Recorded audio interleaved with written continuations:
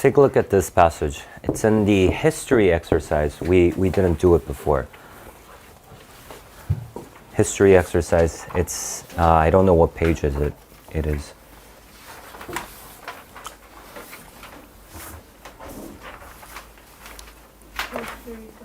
Hmm? 37. Okay, page 37. Okay, so don't know this person. Says March of the Flag. Don't know what that means. Imperialism. I know what that means. Okay. Well, what's imperialism? Yeah. Another country trying to gain dominance over others through force or diplomacy. Yeah. Yeah, it's back in the late 1800s up till the early 1900s, a lot of European countries either colonized some Asian or Pacific Island countries, and usually it was for economical reasons. Okay? They wanted a market in which they could sell their goods at, and they wanted raw material from them. That's the primary reason why. Okay, so let's take a look. We don't need a lot of background knowledge in reading this. And then, okay, so we know that he's addressing the people, okay? So he's addressing the people. It's a speech to the people, possibly, okay? So it says, it's a noble land that God has given us. Okay, so I just want to do this, right? It's a noble land. That's what he wants to say, okay? I don't know what exactly he means by noble land. I know it has a positive connotation, but other than that, I don't have anything else. I don't want to make any guesses. A land that can feed and clothe. Oh, okay. The world. Oh, okay. So it's a rich land, right? It has a lot of I don't know, like raw materials and that kind of thing. Oh, a land whose coastlines would enclose half the countries of Europe. Okay, so it's really large, right? Okay, so he's not talking about just one aspect in particular. So by noble land, he means like a good land in a lot of different senses, okay? So let's take a look. A land set like a sentinel between the two imperial oceans of the globe. Okay, so it's in a very advantageous position. A greater England with a nobler destiny. Okay. Well, I do want to take note of this comparison here. So saying America is superior to England, and then it is a mighty people. Okay, so so this was our first point. Now I want to start numbering. Okay. Noble land, that was our first point. And by noble land, he means a good land in a lot of different senses.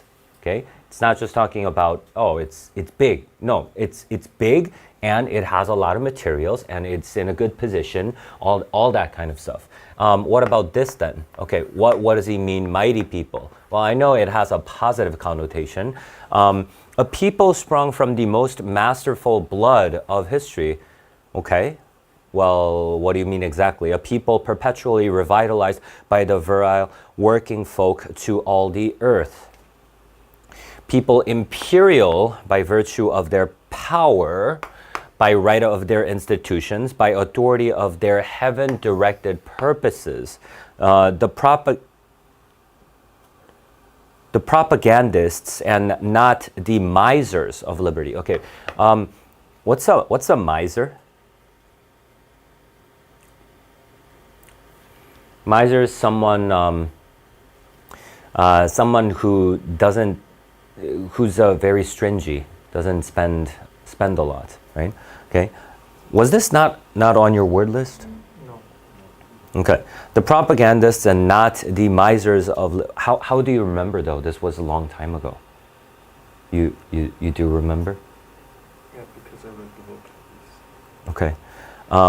It is, okay, so by mighty people, what does he mean? He means all these different things. So similar to land, he's just not talking about one particular aspect. He's talking about a lot of different kinds. So I'm just going to say, okay, by mighty people, he means, okay, so it's good, like the land is good in a lot of different senses. The people are good in a lot of different senses.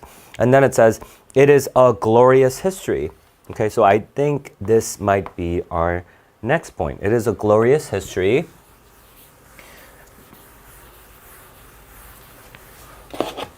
Glorious history our God has bestowed upon his chosen people.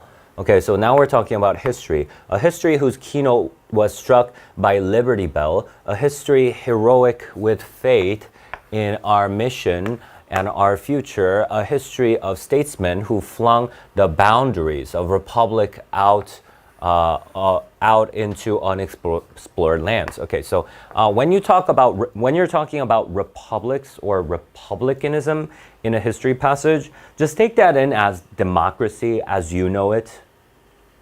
Okay, that's what republicanism is. Okay, don't confuse it with the Republican Party. Okay, that's totally different. That's just the name of their party.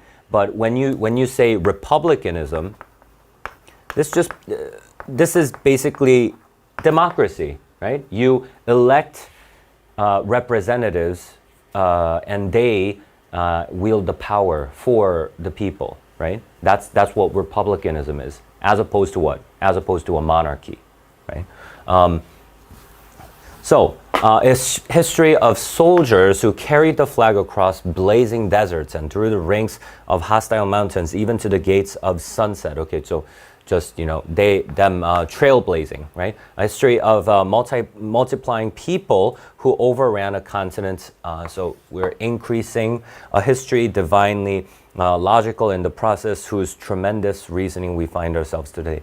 Okay, so do you need to, if you're trying to read all of this and you're trying to understand it and take this in, you're reading it the wrong way, okay?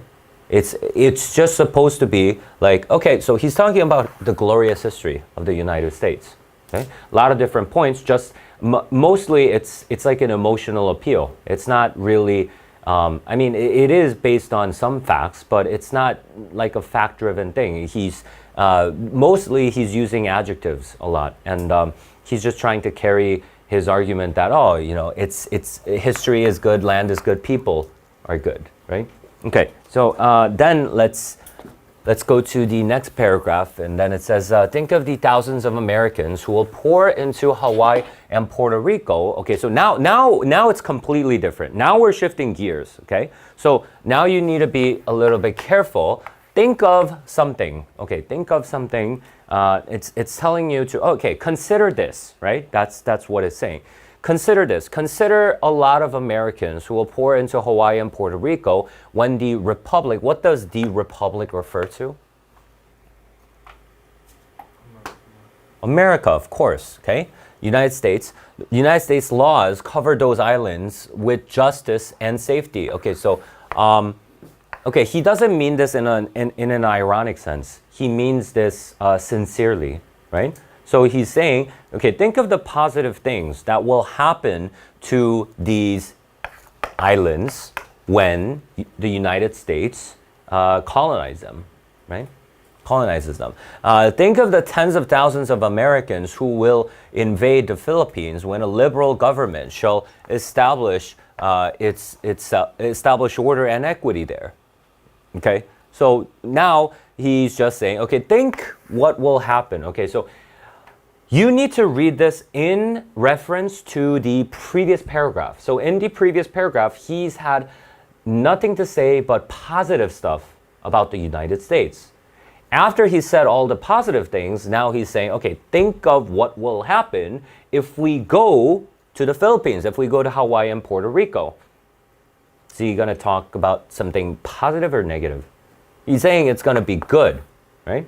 He's saying, think of all the good things that will happen when we go there. And then think of the hundreds of thousands of Americans who will build a civilization of energy and industry in Cuba.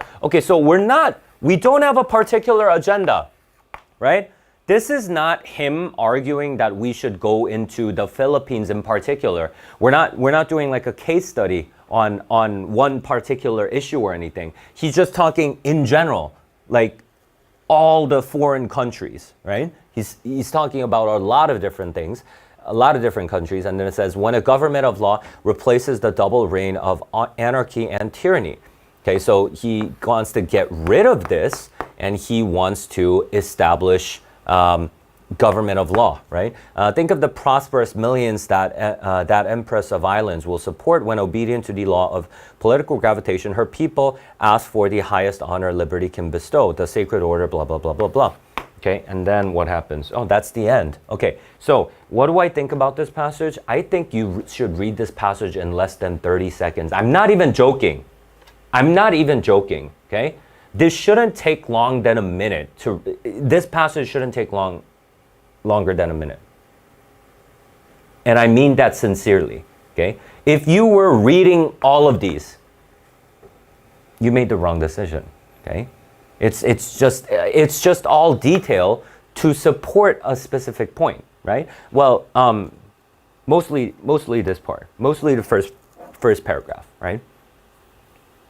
So you should, okay, it is a no, I mean, you would have slowed down here because you're just beginning, and then, okay, it is a noble land, and then you circle noble land, and then you realize, okay, so he's just elaborating on a nobler land, and he doesn't have a particular definition, he's just talking about a vague sense of what a noble land is. So I'm just going to say, okay, so all of this is going to be noble land, and then mighty people right here, and then he goes on, glorious history, and he goes on, okay? So you should have got the gist of it when you were reading this. So doesn't take that long to read this. Okay, so that happens on occasion in history passages. But if this does happen, it doesn't mean the test is going to be any easier, because some of the questions are going to be a little bit tricky on the history passage.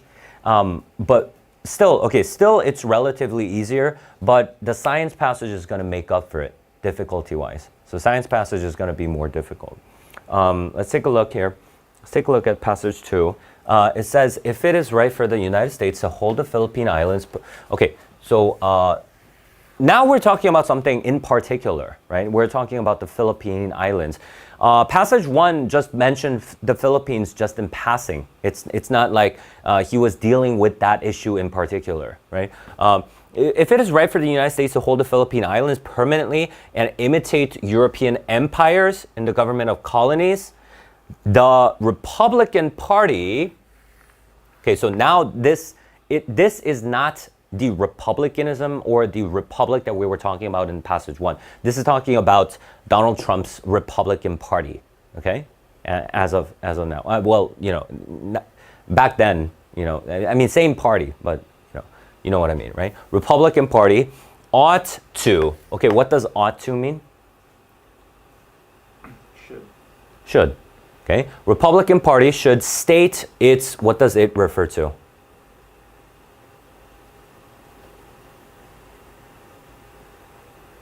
Okay, what are our options? Tell me my options. Ujin, what's my options? What are my options? It. What can it refer to? Okay, quick. No thinking, please. No thinking. What's my possible options? Republican Party and position. Where do I see position? Well, so position? No, you need to go back. Okay, Republican Party and what? Come on. Republican, don't think. Just find me a singular noun.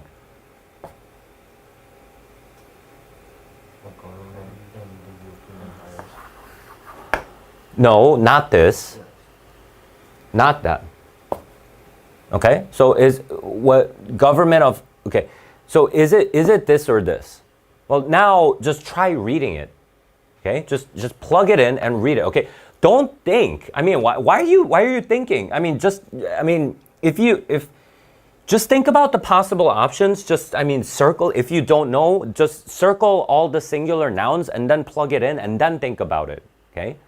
It's not something that you're supposed to be thinking about. You're not. Don't toil over this. Okay? So I mean, it should mean the Republican Party ought to state the party's position. So state their own position. Okay? State their own position and defend it. What does defend it mean? The position. Okay? State its position and defend its position. But it, what does it refer to? The Republican Party must expect the subject races to protest against a policy. Okay, so what it wants to really say is after this, so you can make a choice. You can either throw away all of this, okay? If you're having trouble, you need to make that decision quick, okay? Because if you choose to make a guess on the meaning of this part, you can potentially get lost. So if you're not 100%, just throw it away. You know what I mean, right? Because this sentence is with the but, okay? So if this is confusing you, throw this away and just read this part, okay? All right, so let's take a look. But, now since we're in class, we'll just go over this, okay? So if something is the case, right? If something is satisfied, if some sufficient condition is satisfied, the Republican Party should state their position. They should literally state their position. Say, okay, this is our position, and we stand by our decision, right? Right? So okay, so what does it say here? What if it's right for the United States to hold the Philippine Islands permanently? That's easy though, right? He's not saying it's right, but he's saying if it is right. If it is right, the Republican Party should say, yeah, okay, this is our position. We should colonize the Philippines. And this should be justified because so and so, right? They should do that. But what he really wants to say is after this. But the Republican Party must expect the subject races, so probably the Philippine Islands and whatever, to protest against such a policy. Expect protest and resist, right? So you should expect protest and resistance, even if it's right, okay? All right, so let's take a look here. The Filipinos do not need any encouragement from Americans now living. Okay. Do not need any encouragement. Whose opinion is this? Okay, it's the writer's opinion, right? So you better do something about this. Is this a fact? This can't be a fact, right? It's not just, statistics or something that this is something that you can argue with, right? It's his opinion. The Filipinos do not need any encouragement. Well, you might argue otherwise, right? So this is his opinion and this is his point of view. So you should better take care of this, right? Okay. So the first point was what? First point was you must expect resistance, right? If you're trying to colonize them, they will resist. They will protest. But this is his position. The writer's position is that the Filipinos, they don't need anything. They don't need any encouragement from Americans. Okay, what do you mean exactly? Our whole history, so whose history is this talking about? Americans' history has been an encouragement, not only, okay, what does it mean, encouragement? So I have no idea what he means by encouragement just yet, okay? I have a vague sense, but I don't want to make a guess until I know for sure. Not only to the Philippines, but to all who are denied a voice in their own government. Oh, okay. So this is where your prior knowledge should kick in, okay? The American history has been an encouragement for whom? Those who are denied a voice. Why? Because they themselves were people who were denied a voice by the British government, right? But they stood up for themselves and they gained independence. That's what it's talking about, right? If the Republicans are prepared to censure, what does censure mean? Criticize. Okay, so What's the difference between censor? Okay, okay. Don't be confused between. Don't conflate these two words. Okay, this is censoring. If you censor something, if you look at if the government looks at a book and says, oh, you should leave this part out, that's censorship. Okay, that's censoring something. Censure is just criticizing. Okay. If the Republicans are prepared to censure all who have used language, okay, so there are people who are called all, right? So who are these people? Language calculated to make the Philippines hate foreign domination. So these people are kind of for the Filipinos' independence, right? These people want the Filipinos to hate foreign domination, right? I don't know if it's based on self-interest or whatever, but anyway, these people tell the Filipinos, hey, you guys shouldn't let the foreign people dominate you guys, right? I don't know who these people are, but if the Republicans are going to criticize these people, so saying, hey, don't say that to them. We want to colonize the Philippines, right? Then let them condemn the speech of Patrick Henry. Okay, let's take a look. All right, think about this for a second. Well, okay, do you remember us reading Patrick Henry? We did read Patrick Henry, right? Who's Patrick Henry? Well, he's one of the founding fathers, okay? So think about this. If your mom says, hey, if your mom tells you, do your homework, well, let's make it exact then. If you're not gonna do your homework, get out, okay? Let's say your mom told you this. Is she telling you to get out? Is she telling you to get out? No. What is she telling you? She's telling you to do your homework, right? This is something that we all know, that you and your mom have a mutual understanding that this is something that should not happen in any circumstance. Do you understand that? Okay? What about this? Let them condemn the speech of Patrick Henry. This is something that should not happen to any American. That's what it means, okay? So he's not saying, hey, criticize Patrick Henry. He's not saying that. That's the equivalent of your mom saying, get out, right?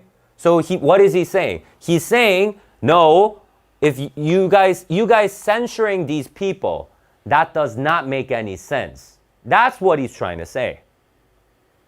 Okay? Understood? There's going to be a lot of this in history passages. Okay? This isn't the only time this happens. It happens pretty often. Okay? That it's just a rhetoric, right? Okay. When he uttered, who's he? Patrick Henry. Patrick Henry uttered that passionate appeal, give me liberty or give me death. He expressed a sentiment which still echoes in the hearts of men. Yeah, so it's saying, yeah, people agree with Patrick Henry, right? Patrick Henry, he said, give me liberty or give me death, right? And now, ironically, you're trying to take away liberty from people. That doesn't make any sense. That's what this is implying, okay? So let's go to the next part. And then it says, let them censure Jefferson. Who's Jefferson? Thomas Jefferson. Who's Thomas Jefferson? Yeah, he wrote the Declaration of Independence. He was the third president, right? He was the leading Democratic Republican in the early days, okay?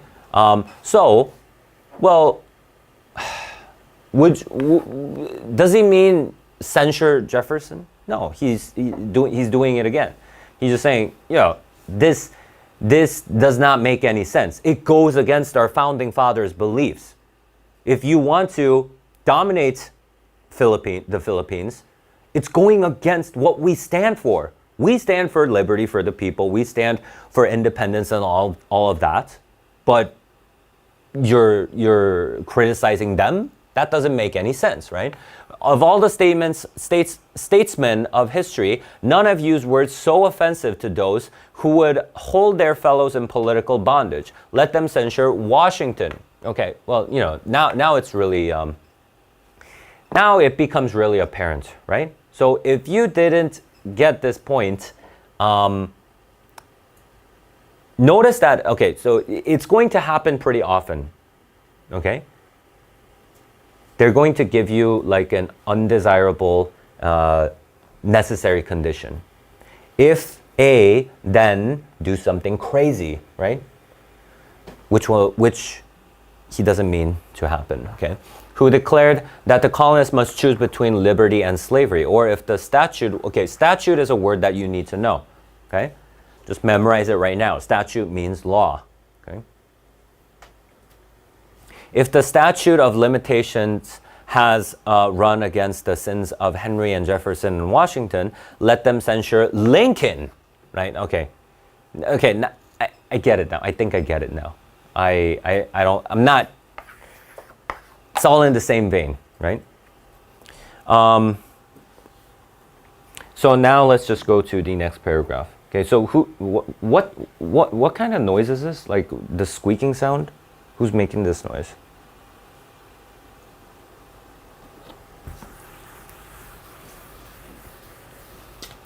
Someone has said that a truth once spoken can never be recalled. What is this?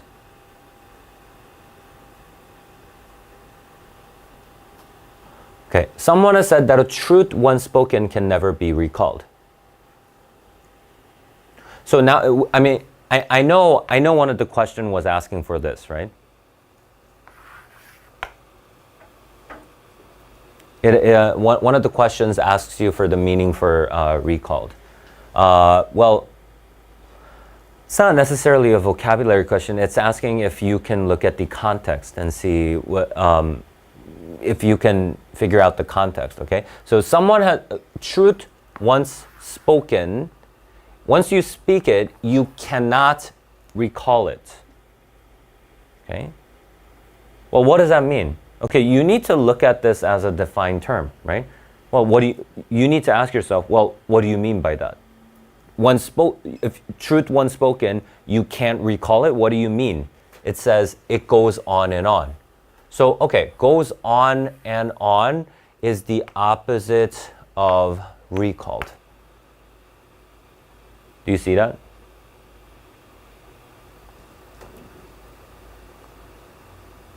Because never be recalled is the same as goes on and on. So recall is going to be the opposite of it going on and on. Okay? So not persisting. All right, so if you speak a truth, it's going to have a lasting impact. That's what it's saying. And no one can set a limit to it. What does it refer to? Well, what does it refer to here? These two are going to be the same probably. What does it refer to here? What's our options? Woojin, what's our possible options? It. Tell me. It. Here, take a look. Tell me the singular nouns that come before this. Truth. Okay, truth. Do we have more?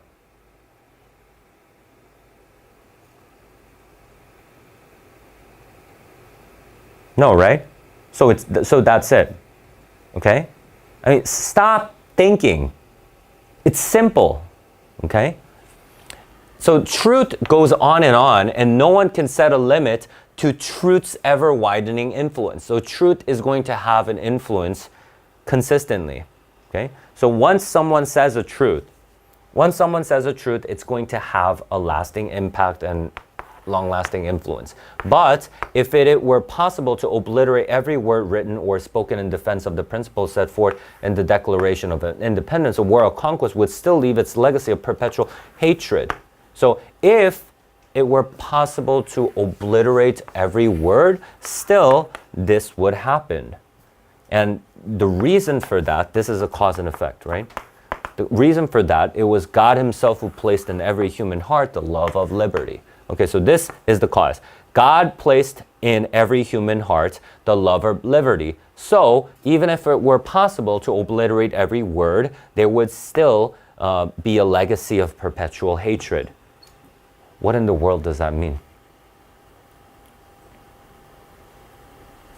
Okay, so what does it mean? What does it mean obliterate every word written or spoken in defense of the principles in the Declaration of Independence? Okay, do you guys remember what the Declaration of Independence was about? Okay, I'm talking about the content, where I know the function is way too easy. No one talks about the function. It's pretty obvious. What was the Declaration of Independence about?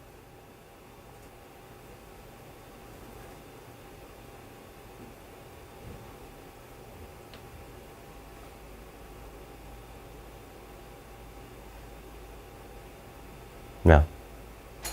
Basically that they're not gonna live in a tyranny anymore, and then they're gonna be free and create their own country. Well, no, not exactly. Almost, but it was justifying. It was justifying people's rights to overthrow a government in certain scenarios. Okay, it's saying. It's not just saying, "Hey, we're gonna do it." No, it's not just saying, "Hey, we're gonna do it." I mean, you can say, "Hey, I'm gonna go kill a lot of people." You know, that's not the same as justifying it. Declaration of Independence was justifying that the people have a right and a duty to overthrow a government if a government that oppresses people. Okay, so that's what it's talking about here. Okay. So what does it mean obliterates every word in the Declaration of Independence?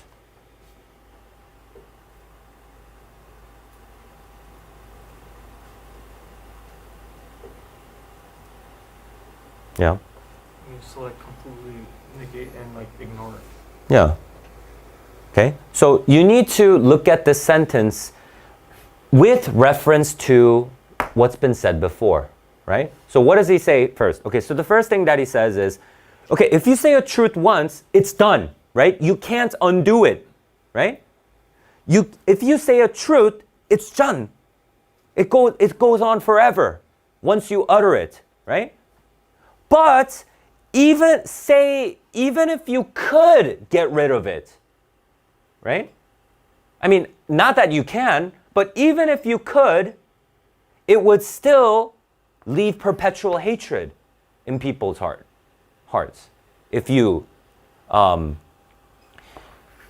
for a war of conquest. Do you understand? Okay. And why is this the case? Because it was God himself who placed in every human heart the love of liberty. Okay, so it's talking about God. So what exactly does he mean here?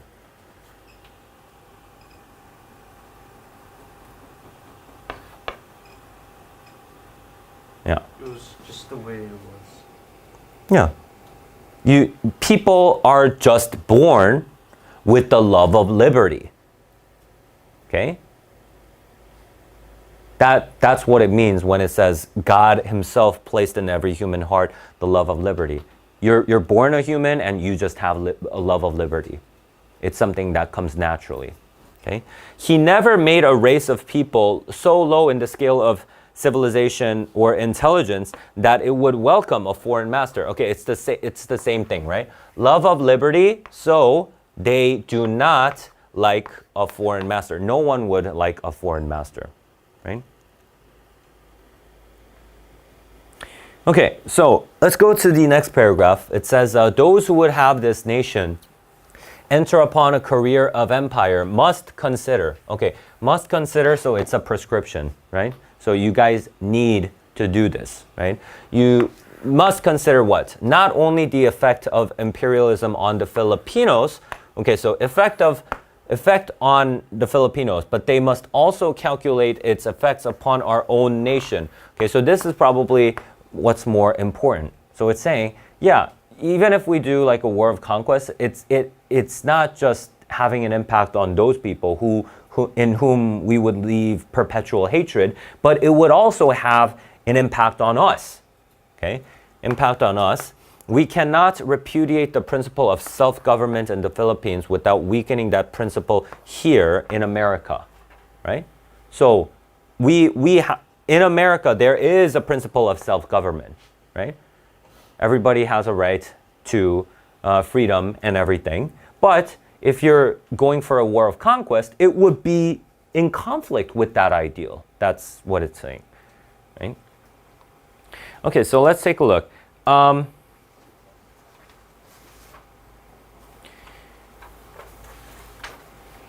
I'm going to take a look at some select questions. Let's see. All right, so 36. Let's take a look at 36. It can reasonably be inferred. Okay, so if it says reasonably be inferred, you are allowed to make a slight leap in logic.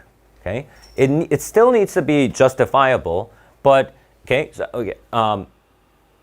Let me say this again. If it's reasonably be inferred or most strongly suggests, okay, it's kind of different from other questions. So for other questions, your answer, this is extremely important, okay? I mean, I know you guys never learned logic, but all your SAT answers must be trues, okay? So all your answers need to be must be trues, not could be trues, okay? Okay, do you see the difference between a must be true and a could be true? This is true 100% of the time. Okay, so if you have a passage, and based on this passage you make an inference, you make a statement. Some statements are true 100% of the time because either it's completely rephrased from the passage itself, or it's just talking about the logical opposite of that. That is it being 100%. But some statements are 50% of the time true. Like there are instances in which this could be the case if you actually thought a little bit more about it. But in other instances, it would not be. This is where the point of confusion kicks in for a lot of people. You look at some answer choices and you think, oh, isn't this possible? Yeah, it's possible, but it's not asking you for that. It's asking you for a must be true, okay? 100%. But here, okay, so for these kinds of questions, you can go, it doesn't need to be strictly a must be true, okay? It means it could be true. You can choose your answer as a could be true. But still, okay? So the possible options here, if you did not take in the passage as it's intended to be taken in, which is if you didn't read the passage in a certain frame of mind, right? If the passage was talking about a before and after, you would need to take in that information in the before and after. You would not look at that as a comparison. Okay? If you just look at that as a comparison, you're kind of wrong, actually. Okay? So the frame in which you take in the passage also matters. So let's take a look. Okay, so most reasonably be inferred from passage 2. Okay, so we're looking at passage 2. Brian considers the preference for national sovereignty over foreign rule. Okay, so national sovereignty over foreign rule, and then, so this is a term, right? It gave us a specific term, and then now we have answer choices, but the thing is we have line reference questions, right? So we're gonna look at the line reference question first. Why? Because this is a specific question, right? Specific question asking us about preference for national sovereignty over foreign rule, okay? So if you think about this, you can either rephrase this, or this needs to be physically present in one of the answer choices, okay? So what do you call a preference for national sovereignty over foreign rule? Well, I mean, you could say it's liberty, right? Isn't it? Like you don't want to be dominated by another foreign master. You want your national sovereignty. You want to rule yourselves. Love for liberty, right? So that's a possibility. But if you couldn't think of that, it's okay. But anyway, let's go to the line references. So 53 to 56. Let's take a look. 53, 56. If the Republicans are blah blah blah. Republicans are prepared to censure all who have used language calculated to make the Philippines hate a foreign domination. Okay, so, well,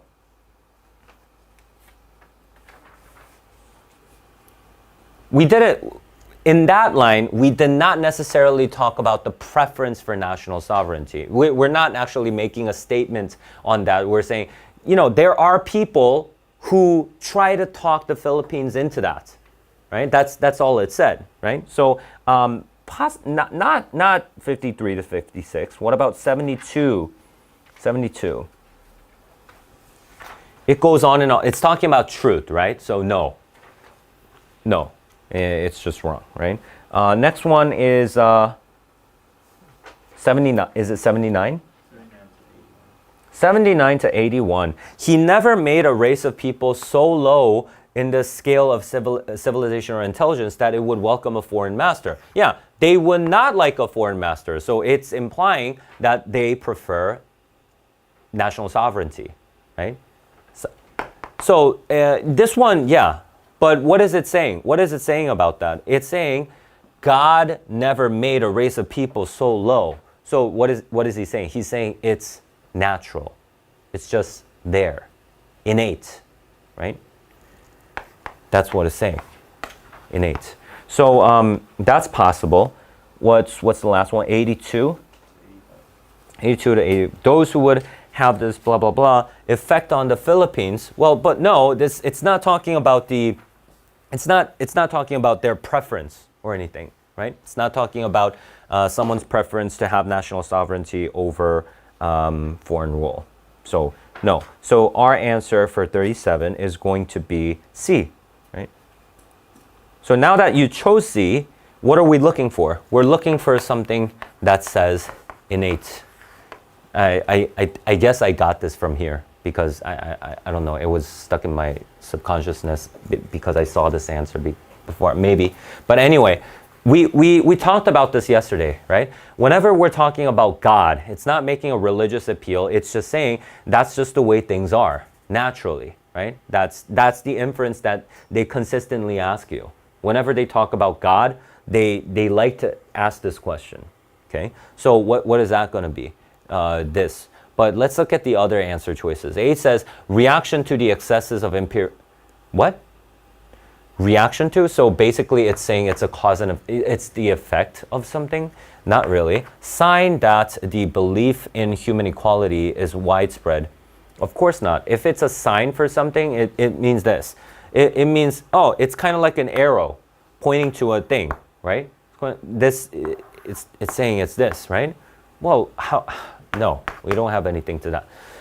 C, testament to the effects of the. Why are we talking about the effects? Why, right? We need to just say that God placed this in our hearts. That's the statement itself. That's the line reference we chose, right? Okay.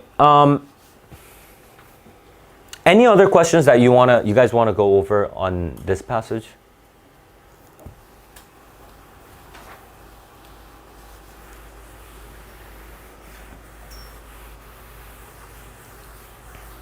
A lot of people, well, they didn't complain, but a lot of people said, we don't have time for questions in this class, so now I'm asking you for questions. Questions on this passage? No? We're good? Yeah. Can you explain again, like, why the author against Shepherd said? That I can't do. Okay, I already did that. I was talking about the questions. Okay, so I mean, if you don't understand that, You need to take a look at the video again because I explained just that for a while, right?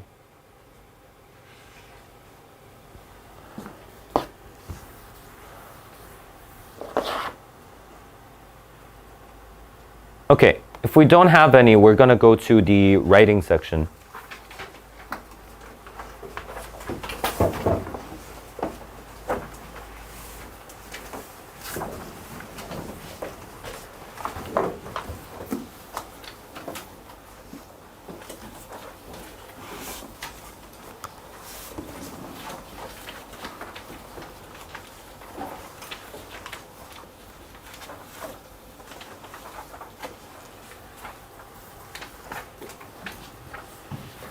Okay, so first thing that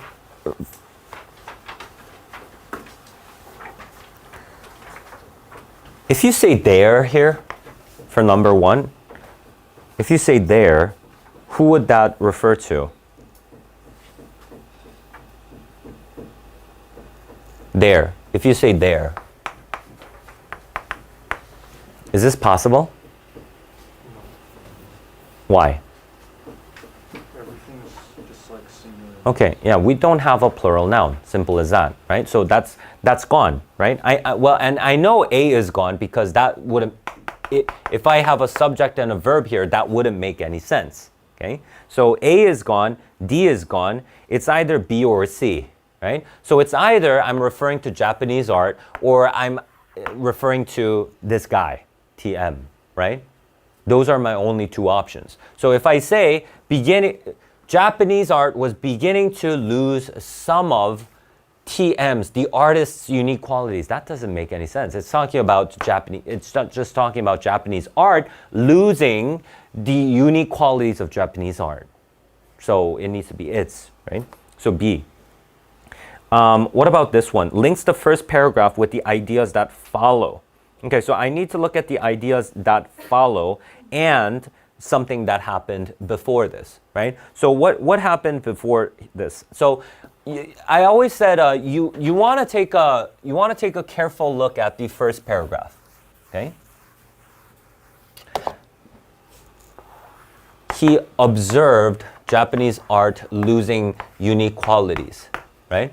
So that's this person saw this, and then it says, for centuries, Japanese painters had emphasized, okay, so this is the old, right? So this is what happened before. Flat, two-dimensional images. Even as a student, however, M observed that three-dimensional Western styles were growing more common. Okay, so now we have a constant change going on. So this is kind of like the new, right? The old was what? Two-dimensional. Now we're becoming three-dimensional. Okay, so that trend is mentioned in the first paragraph, right? The old and the new. Old was what? Two-dimensional. Now it's moving towards three-dimensional. Okay, now let's look at the paragraph after that. Works produced in this style. Okay, so in this style, if I just go by what I have, this style would be the three-dimensional style, right? Three-dimensional style, combine the principles of traditional Jap with those of the, what? Why would that combine? I mean, that doesn't make any sense. So now you need to think, okay, so in the sentence right before this paragraph, you would need a new style or something because it does not make any sense right now. So it's quite a logical gap. You know what I mean, right? Because in the previous paragraph, we just talked about the old and the new. Old and the new, and this was saying, okay, this was 2D and this was 3D, right? And if I just go to the next paragraph saying, in this style is going to refer to the new style. But this paragraph is saying they combine the principles of traditional. No, that goes against what we were saying. So I need to look at an answer choice that has some kind of new style in it. Okay, so let's take a look. A says much of his early work was done in the spirit of social criticism. This has nothing to do with anything because we're talking about aesthetics, right? We're talking about aesthetics. Why are we talking about social criticism and mockery? Totally irrelevant. What about B? It says he was inspired by these works and wanted to imitate them. Well, but that I don't say something that could refer something that could become this style mentioned in the next paragraph. So I don't see this being the answer. What about C? This shift reflected changes in Japanese culture. No. I need a certain style. Concerned by this development, he went on to found the superflat movement. Yeah, then we can do that. Then the superflat movement could be the one combining the old and the new, right? So that's possible. So D is the right answer. Next one. This one's simple, right? What subject verb agreement, right? So you have this verb underlined. It's not asking you about diction, right? So what do I need to think about? So the first thing that you actually, yeah, we're not going to do this. It's too easy, right? Should be B. So this one is a diction question, okay? So what he blanked to someday work. He blanked to work in the industry, right? So he aspired to work in the industry. So he wanted to do that, right? He's talking about his aspirations, right? Okay, so we're gonna take a break right now, and we're gonna come back, start from number 5.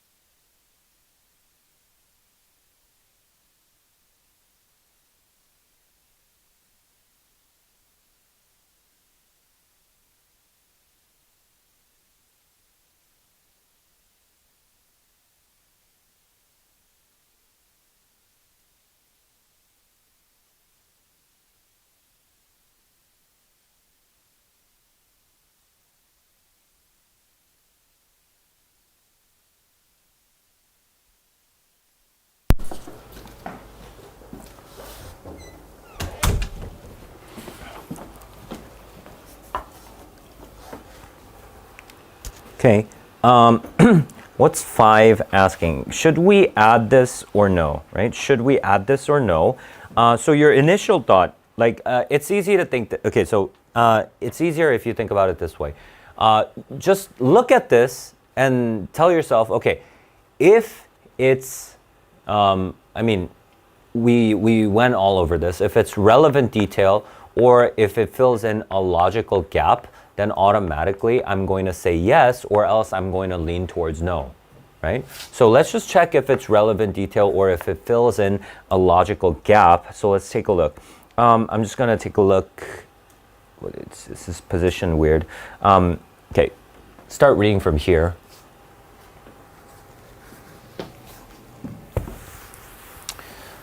However, he later changed his mind and decided to major in N. Okay, and then he decided to major in N, and then the next sentence says, M went on to earn a doctorate in N, but he eventually found himself drawn back to more contemporary forms of art. Okay. All right, so fine.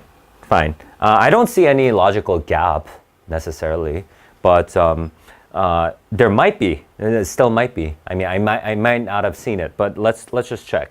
And what does it say? The classical painting style that incorporates traditional Japanese convention. Okay, what is this doing? This is just explaining N.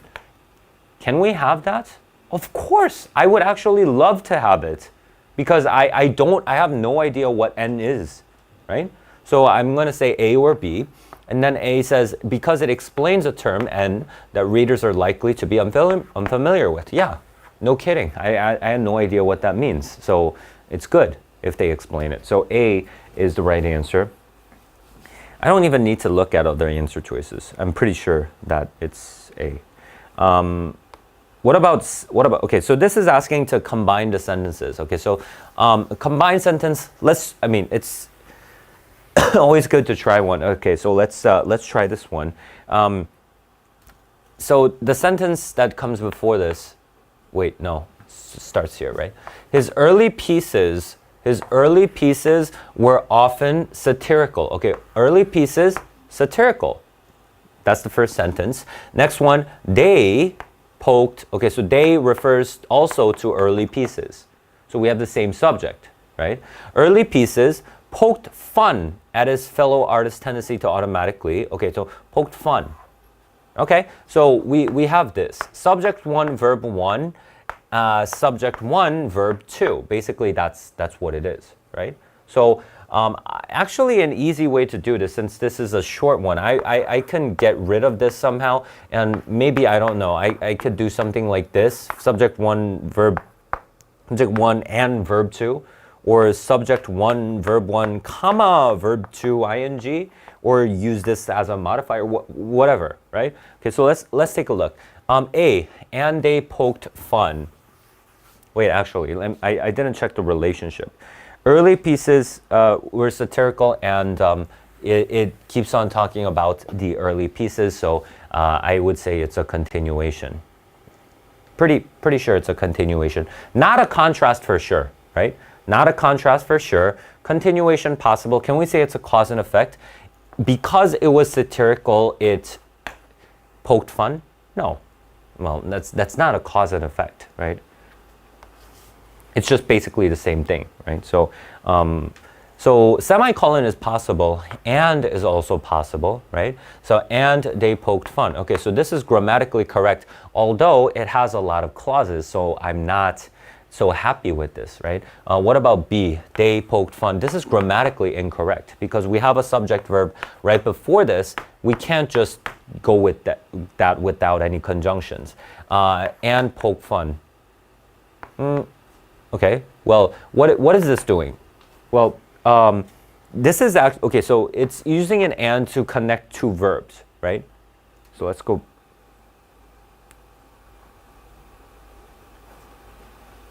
But that would make it incorrect then. Why? Because the first verb was written in the past tense, right? So we can't just switch to the present tense here. So this is wrong, right? This is wrong, and this is using a back modifier, so that's okay. Okay, so which would I choose, A or D? D, yeah, so D is the right answer. This one also subject-verb agreements. Further developed his artistic vision and yeah, so it should be developed and began, right? So C.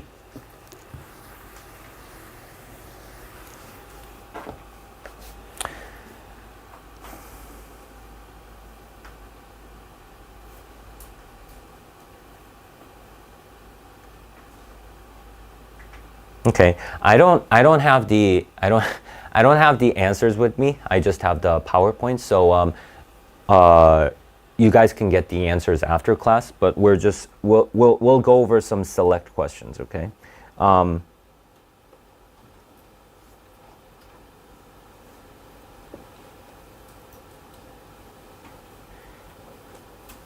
Let's try this one. So this one is a transition question, right? I can see because it's doing this, right? So what is this saying? This is saying it's a cause and effect. This is saying it's a contrast. A is saying it's a contrast, right? So what am I going to do? I'm just going to read the sentence right before this. So starting where? Starting all over there, right? He suggested that unlike, okay, so it's making a comparison, right? Unlike Western art, which emphasizes realistic surfaces, blah, blah, blah, Japanese art is based on flat, two-dimensional imagery, right? So it's trying to emphasize Japanese art, right? It is a comparison, but the focus is more on Japanese art. Can still be observed in manga and anime. Okay, so we can still see this. And then it says, M used exhibits such as this. So exhibits to elaborate on this theory. Okay, so he used exhibits to elaborate on this theory. So, okay, let's take a look. So this is a comparison between Western art and Japanese art, right? Western art versus Japanese art. And then we do see some kind of connection between this sentence and this sentence because it's using a compressive noun here, right? So I mean, I would lean towards a continuation because do you see a clear contrast? It's not, I mean, it's not saying like, okay, Japanese art is this, but Western art is something else. So I don't see a clear contrast. So continuation probably, right? And I don't see any notable relationship that can imply a cause and effect between these two things. So I'm leaning towards continuation. Okay, so that you need to figure out. Okay, continuation. So I'm gonna get rid of all of them. A, B, C, right? So A is a contrast, B is a cause and effect, C is a contrast. So I would need to not have anything. I mean, that can potentially suggest a continuation, right? Not having anything. So D is the right answer.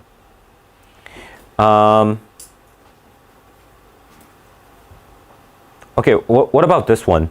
So this one is asking us which choice best supports the statement made in the previous sentence. So the only sentence that you need to know is the sentence right before this. You don't need to take a look at any other ones. Let's just take a look here. In addition to exhibiting his work in well-known venues, M uses art for more practical goals. Okay, so he uses his art for more practical goals.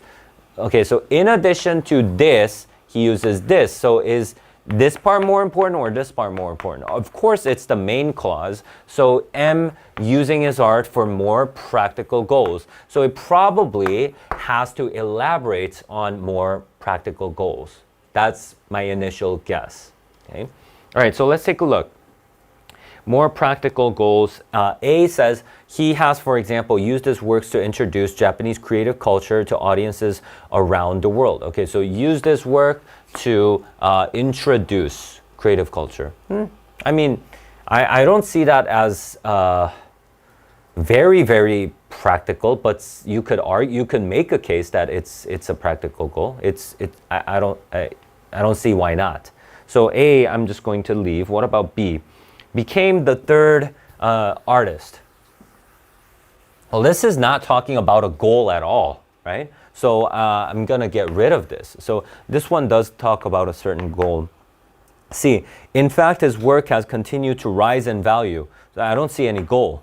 I need that practical goal, right? D, in contrast, why are you contrasting? If you're contrasting, I can't do anything that's happened in the previous sentence. So I'm going to go with A here.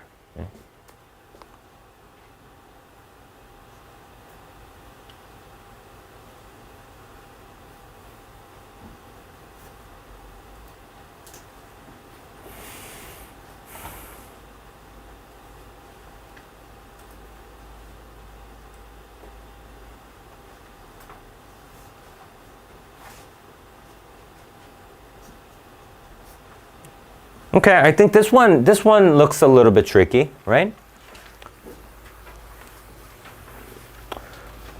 Okay, let's take a look. Okay, I want to think about what type of question this is first. Okay.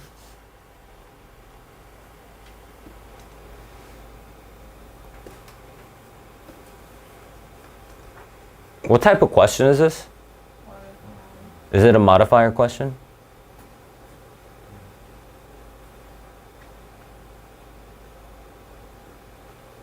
Okay. If it is a modifier question, then we're probably talking about the prepositional phrase. If it is, okay. So this of commercial shopping bags, right? This is modifying the exterior. That sounds okay, right? What about B? Commercially produced shopping bags. Yeah, same thing. What about here? Yeah, same thing. What about here? Commercial. Well, this one is wrong. Yeah, that we taken care of that, right? It's not the commercial exterior. It's supposed to be the commercially produced or commercial shopping bag. Oh, okay. Oh, okay. So these are also different. Oh, then what should I do here? Commercially produced shopping bag or commercial shopping bag? What should I do? Yeah. Why? At the back it says degraded approximately 3% of weight. Okay, so no. Okay. Well, I was gonna get. Okay, that wasn't the question. Okay, so commercially produced shopping bags or commercial shopping bag, right? It's different, right? The meaning is slightly different. Do you see that? Okay?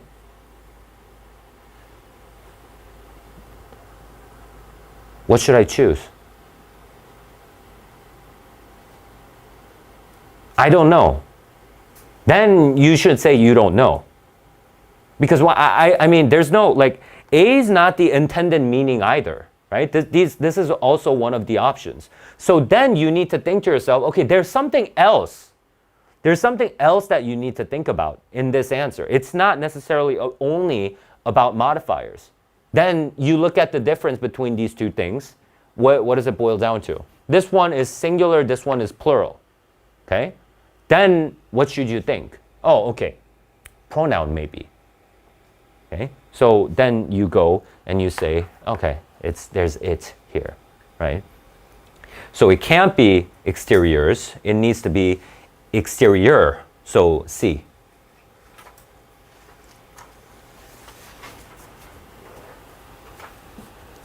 Okay, 17 seems really. Okay, who chose A for 17? B, C, D. Okay. So let's think about this. Should we delete this or no? Okay, so what are the possibilities that we leave this in? First thing, relevant detail. Second thing, what? Logical gap. Okay, fills in the logical gap. Cases in which we can delete it. First scenario, irrelevant detail. Second scenario, what?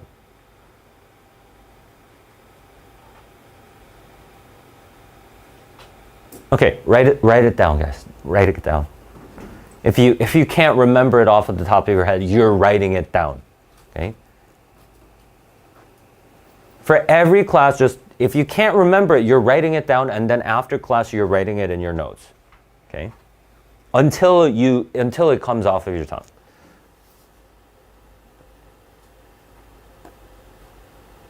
Okay, so what's the first scenario in which you can add a sentence? What's the first scenario in which you can add a sentence? Guys, what's the first scenario in which you can add a sentence?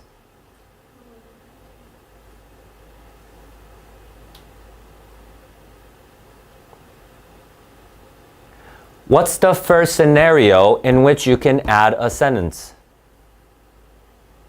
The first sentence is a bit vague in general. No, it is relevant detail. But why aren't you guys why aren't you guys answering my question? What's the second scenario in which you can add a sentence? Okay, fill in the logical gap. What's the first scenario in which you can delete a sentence?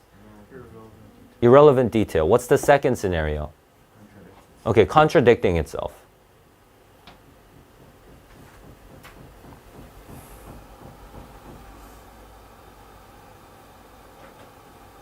Okay, so let's take a look. Presumably broken down by enzymes from the worm's stomachs.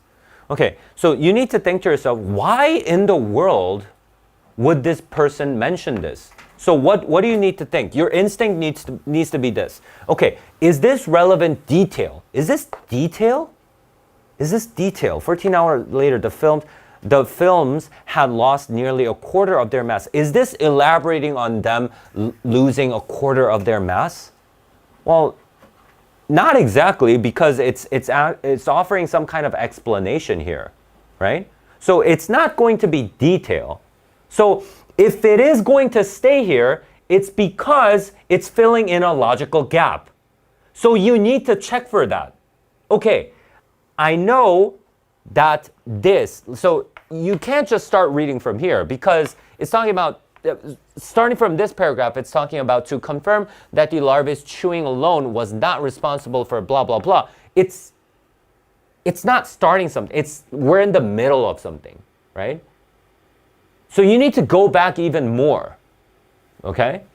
I mean, it's good if you were reading thoroughly from the beginning, but if you weren't, you need to go back even more to spot that logical gap, if it were to be a logical gap.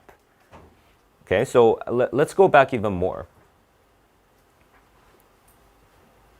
The team left 100 waxworm larvae on blah, blah, blah, during which time the worms consumed and degraded approximately 3% of it. Okay, so this is what happened in the experiment, right? The worms consumed and degraded 3% of the exterior of the shopping bag, right? They did this. The worms did this. So, and then, what does it say? To confirm that it was the larvae's chewing alone was not, that the larvae's chewing alone was not responsible for the breakdown of this. The researchers ground some grubs into a paste and applied it to some plastic films. 14 hours later, the films had lost nearly a quarter of their mass. Okay, so the films lost their mass. And then it says, presumably broken down by enzymes from the worm's stomachs. So it connects us to that idea that was mentioned before. If we didn't have this, you would be kind of lost. That doesn't connect all the dots if we just leave it here. So it is filling in the logical gap for us. Okay? So you need to think about it consciously. Okay? I'm not just asking you guys when I'm asking for the two types. If you know, okay, it's not going to be detailed. So the only scenario in which it can stay here is going to be the logical gap, and you should have went back, because this is a long story. And you need to know the full story in order to figure out that it's a logical gap. So it's probably going to be A or B. Not A or B. C or D, right? Because it's saying it's going to delete it, right? So I'm saying, no, you should not delete it. You should probably keep it, right? You should probably keep it. So C says what? Because it provides a specific, okay, so it's not a specific illustration.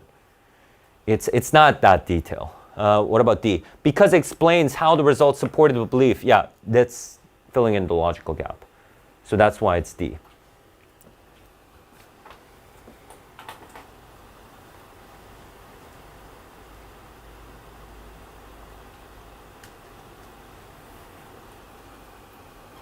What about this one?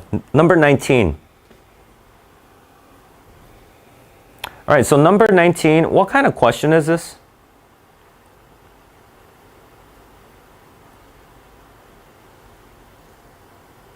So just take a look at the answers.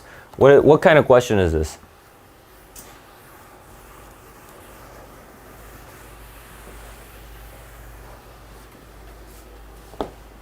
Punctuation. Okay, sentence structure, right? Yes? How do you know it's sentence structure? Because you have all these different punctuations, okay? So, what's the first thing that you want to do if it's a sentence structure question?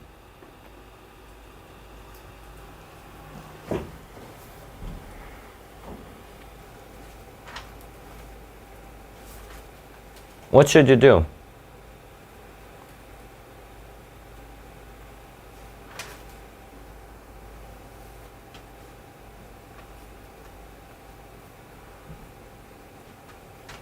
Okay, go back to the passage and annotate what?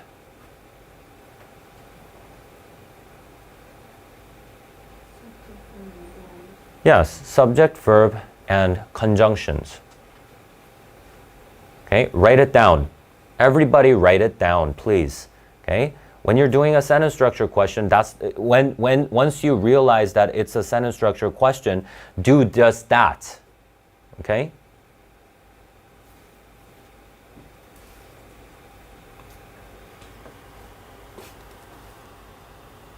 All right, so let's take a look. One of the study's co-authors, this person, blah, blah, blah, blah, blah, says that, okay, so I know subject is one and it's says, right? But the thing is, it says, this person says that which means we're going to have another subject verb coming after this, right? So now I mean, you can just delete this whole thing. I mean, if that makes you comfortable. Like, I know the part that follows after here needs to be a full sentence on its own, right? So let's take a look. Because, right? Because the larvae are able, okay, larvae are able to break down their dietary staple, comma. Okay, so let's look at A right now. So subordinating conjunction, subject, verb, comma, and then I have beeswax, comma, what? Beeswax, comma? Let's think about this. Well, but anyway, if you take a look here, we also have a subject verb. So it's basically like this, but we have here and then we have beeswax here.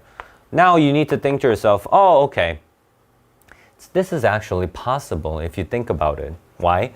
Because this would just be a comma splice, modifying staple, dietary staple. Oh, their dietary staple, beeswax. Then this question becomes, now you need to think about essential versus non-essential also. Can we get rid of this or no? Like that's what you need to ask yourself also. Because, actually, no, you don't need to ask yourself that. Because I don't have any answer choices that don't have this comma.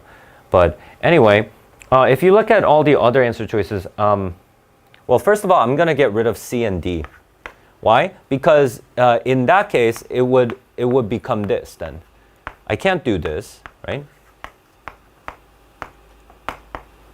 What about this though? Beeswax. Oh, I don't have a comma. And so beeswax they are. No, that doesn't make any sense. So A is the right answer.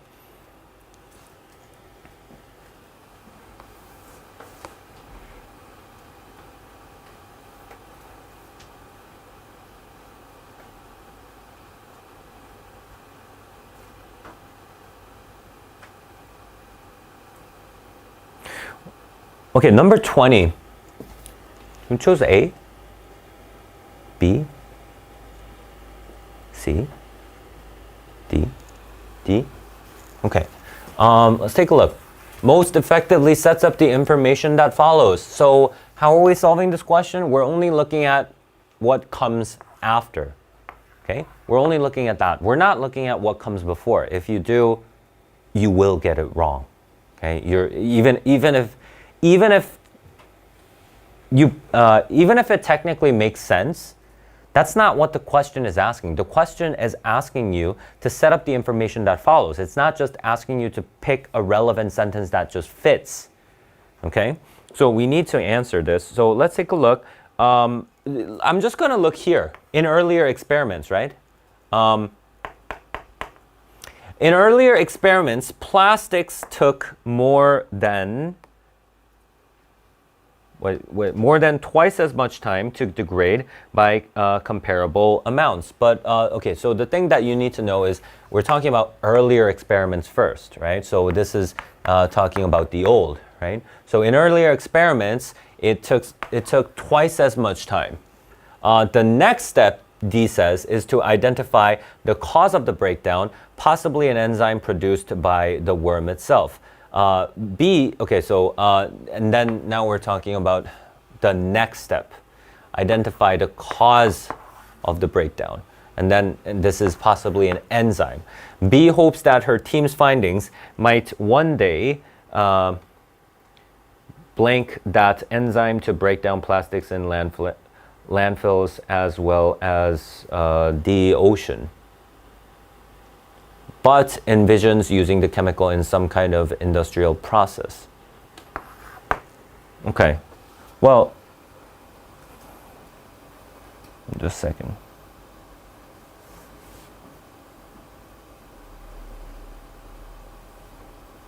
Oh, okay.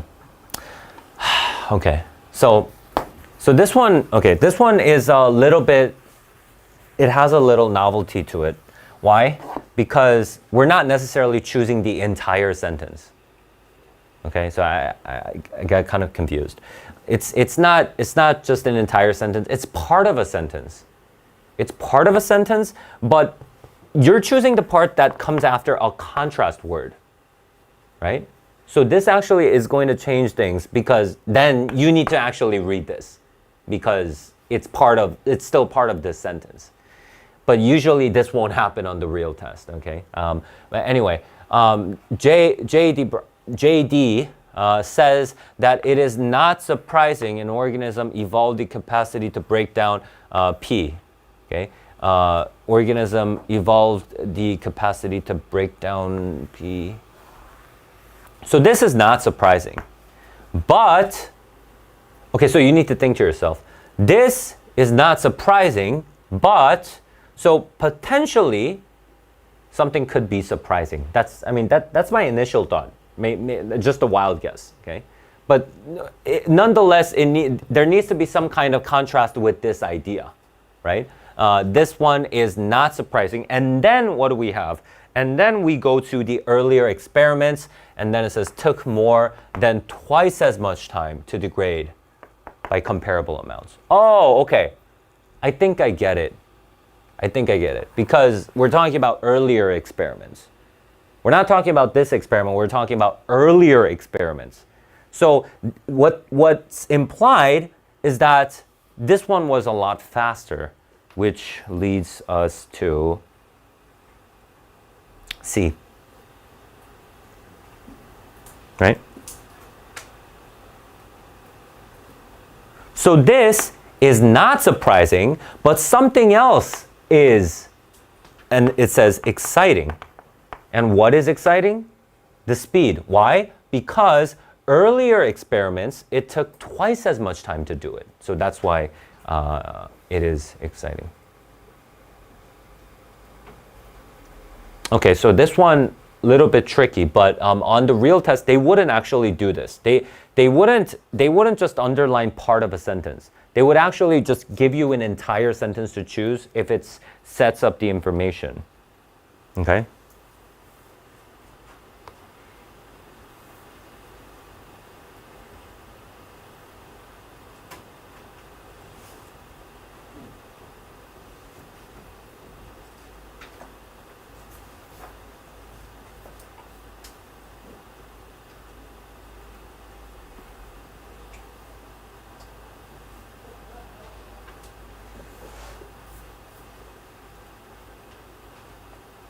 Let's take a look at 24.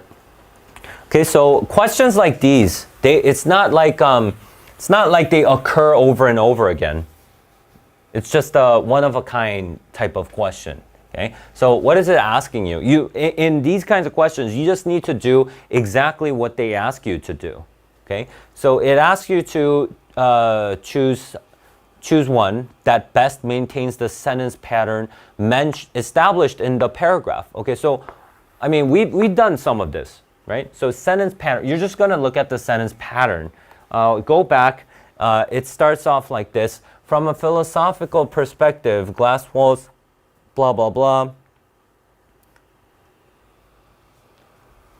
Wait, I can't read on this board. Glass walls and a lack of barriers between workers represent something. Okay, so we're talking in the present tense and then start the sentence like that. And then it says, practically speaking, so I mean, I don't know, but let's take a look here. Oh, I see this here.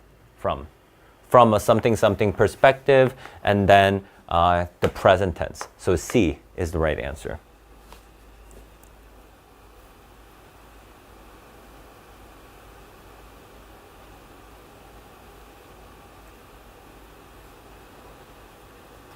Okay. What kind of transition is this? Is it a continuation, cause and effect, contrast? If I say that is? Elaboration. So continue. Yes. It's elaborating on something, right? It's a continuation. In this case, let's take a look. According to a study in Harvard Business Review, employees at companies that switched to open offices, okay, open offices were more than 4 times more productive, right? And then it says, faster and more accurate as those that remained in closed ones. Huh. Okay, so they were also faster and more accurate, right? So, okay, so it says open offices, 4 times more productive. Then it says faster and more accurate. So obviously it's a continuation. It's not a contrast or a cause and effect, right? You're not accurate because you're productive. That doesn't make any sense, okay? So it's going to be a continuation. Then you're looking at only D, right?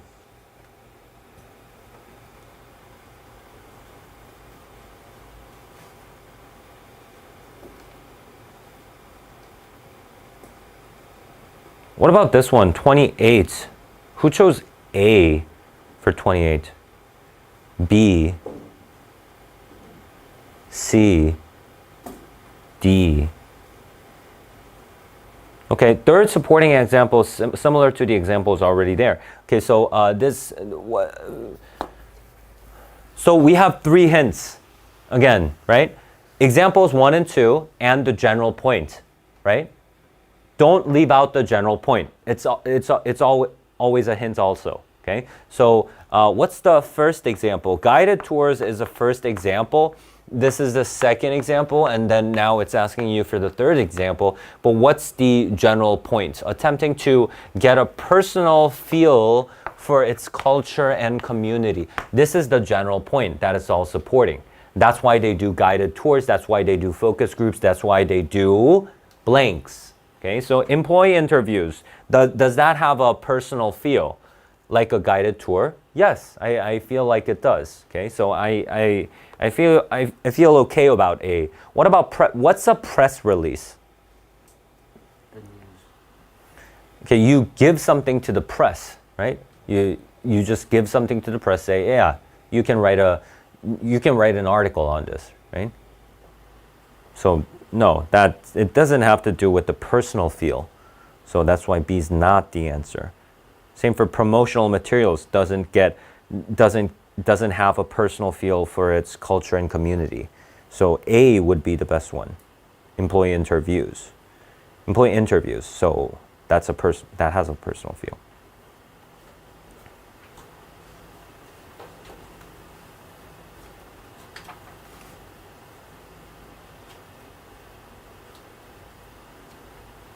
What about number 30? Chose A, B, C, D. Interesting. Okay, so we're looking at number 30, by the way. At this point, the author wants to add specific information that supports the main topic of the paragraph. Okay, so I want to take a look at the entire paragraph in order to solve this question. Just don't do read one sentence and go by feel. Don't do that. Read the entire. Do what the question asks you to do always. Okay, so let's take a look. Start here, right? 75,000 square foot facility which opened in blah, blah, blah, transformed in original World War II valve manufacturing facility into a workplace haven for the company's outdoor enthusiasts. Okay, this seems like a general enough sentence. I feel like there's going to be a lot of detail following this, right? So it wasn't originally a workplace, right? It was some kind of a manufacturing facility, but they turned that into a workplace, and especially for outdoor enthusiasts. Simple enough, right? Okay, so let's read on. And then it says, the space celebrates the inherent natural light. Okay, so that's giving us detail, right? It's elaborating on, what is it? Oh, it's for the outdoor enthusiasts. It's a workplace for the outdoor enthusiasts of repurposed warehouse while using a series of interior gardens to connect employees to the outdoors. Okay, so, we have plenty of ideas connecting back to the workplace and outdoor enthusiasts, right? So now, let's take a look. Number 30, it says, so A says, designers often drew by hand or navigated the digital model of the project live in front of workers to illustrate ideas in real time. Okay, so this is how the designers worked. Why do I care about the designers? I don't care about the designers at all. What I do care about is this. What was it? It was a manufacturing facility. Manufacturing facility turned into a workplace for outdoor enthusiasts, right? But why am I talking about the designers? No reason, okay? So not the answer. What about B? In addition, the building features a cafeteria, a movie theater, a childcare facility, and an exercise.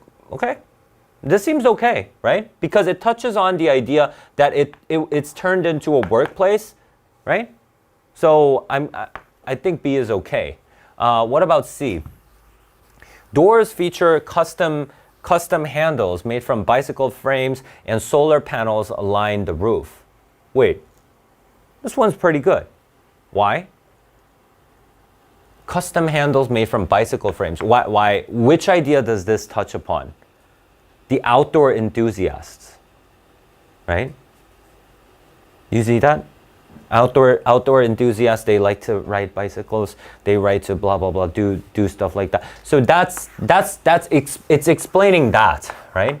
It's explaining that while also doing this, right? So this one also okay. What about D? On the upstairs level, an additional mezzanine and walkway increase the workstation capacity. Okay, but this one doesn't do it like C, because it doesn't touch upon the outdoor enthusiast idea. So so this one So this is why this paragraph becomes so special, because this is something really unorthodox, right? Something for the outdoor enthusiast. And then now we talk about the inherent natural light, and then we're talking about the interior gardens to the outdoors. So we need to keep up with this. Go with the outdoor enthusiast thing. But none of the answer choices do that except C, right? Although B and D might seem appealing, right? Doesn't go all the way.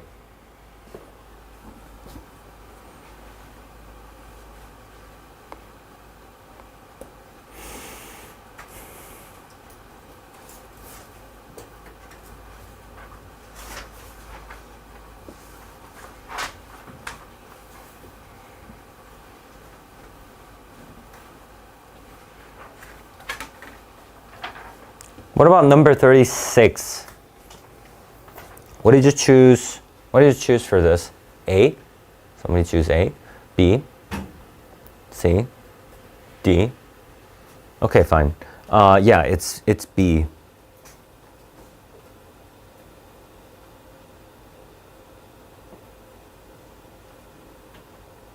Oh, I didn't. Okay, so why don't you write this down in your notes, because I just realized I didn't go over this with you guys. Okay,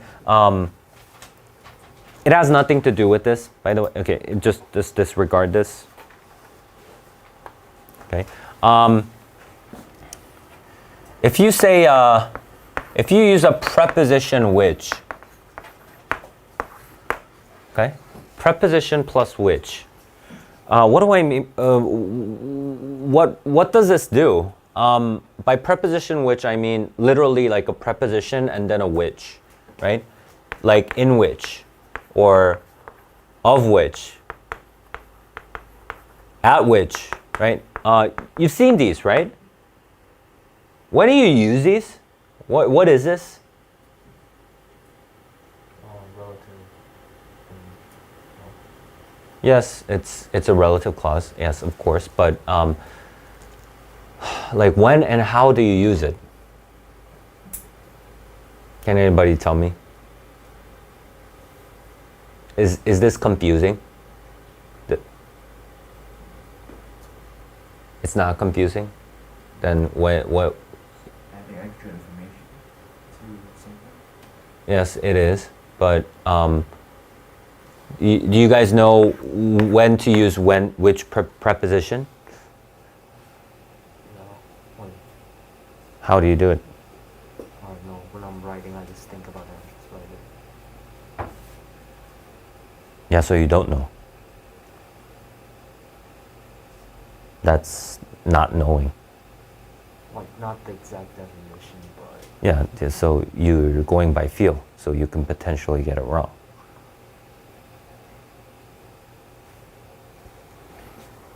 Okay, so let's talk about this. The party that I was at was fun. Okay, so yeah, you can say this when you're talking. The party that I was at was fun, but it's not so desirable when you're writing. Why? It's considered a little bit messy because you have this preposition at the very end sticking out. Okay, so what you could do is move this preposition up here and change this into a which. Okay, so it would be, this would become the party at which I was. And that sounds a lot better and it's preferable. Okay, then now we come to a simple rule. Okay, if we have a preposition which, right, what are we going to have after the preposition which? After the preposition which, there's always going to be a subject and a verb, right? And what are we going to have before a preposition which? We're going to have a noun, right? And what is this preposition which doing? This preposition which is basically telling us this is modifying this. Right? That's simple, right? Okay. Then how do you determine the preposition? Like we just did this right now, right? So what's the rule? Okay, well, first of all, let's just say this is the noun, and then here we have the subject and the verb, and then this is the subject and the verb, right? So basically what needs to happen and what needs to be okay is you need to be able to use this in a sentence, like use this like this, okay? You need to be able to say, I was at the party, right? So if you look at the clause after this, you need to be able to say subject, verb, preposition, noun. That needs to make sense. Okay, that's how you determine the preposition. Because in some questions, they ask you this. Okay. So if I say, I like Seoul,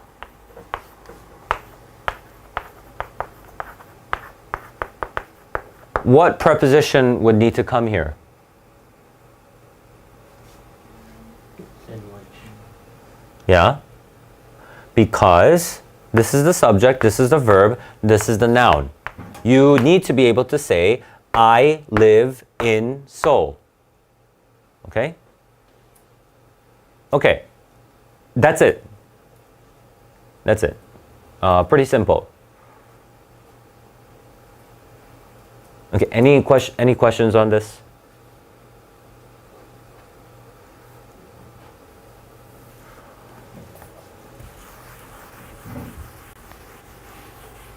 Yeah, there was a question in yesterday's problem set that had to do with this, but I didn't go over it with you guys. Okay.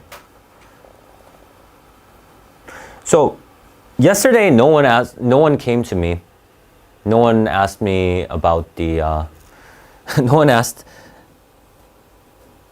a question on the writing section, but remember that you can. Okay.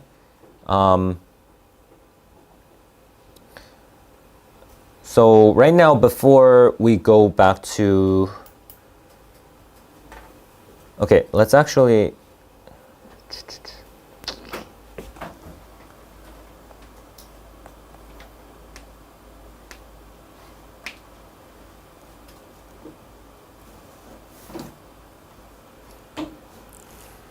So this was homework, right? This is the second passage in the passage set 3.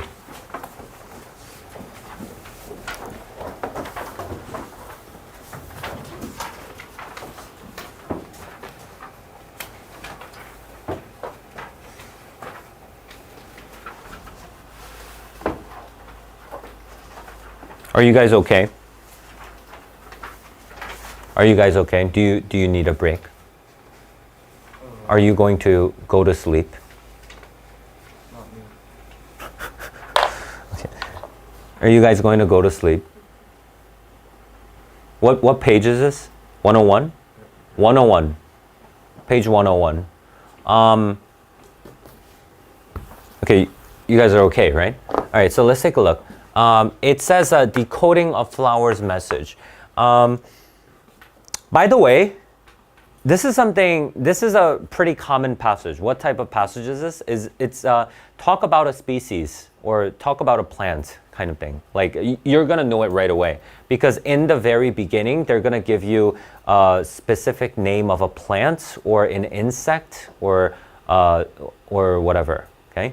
And they're going to talk about that plant's mechanism, or they're going to discuss some of its characteristics, that kind of thing. So it happens pretty often, content-wise. Just it has nothing to do with the structure, though. Okay, I'm not talking about the structure. I'm just talking about the subject matter. They do this pretty often. Okay, so let's see. I mean, I don't get anything from the title. I don't know what the passage means when it says flower's message yet, but I know that I need to know about this. Texas girt vines unfurl their large flared blossoms in the dim hours before sunrise. Okay, unfurl their large flared blossoms. Okay. This is just kind of like their intro, I guess, until they close at noon. So they open up and then they close at noon. Their yellow petals and mild squashy aroma attract bees. Aroma attract bees that gather nectar. Okay, so if you look at this strictly speaking, this is a cause and effect, right? So aroma, cause, attract bees, effect, right? That gather nectar and shuttle pollen from flower to flower. Okay, so the definition for bees: gather nectar and shuttle pollen from flower to flower. But, okay, so here's the important thing. Okay, so this is kind of our background, I guess. But when you advertise to pollinators, pollinators including bees, right? Advertise, why would you use the word advertise? Because I guess they're the good guys, right? You want them to come to you, right?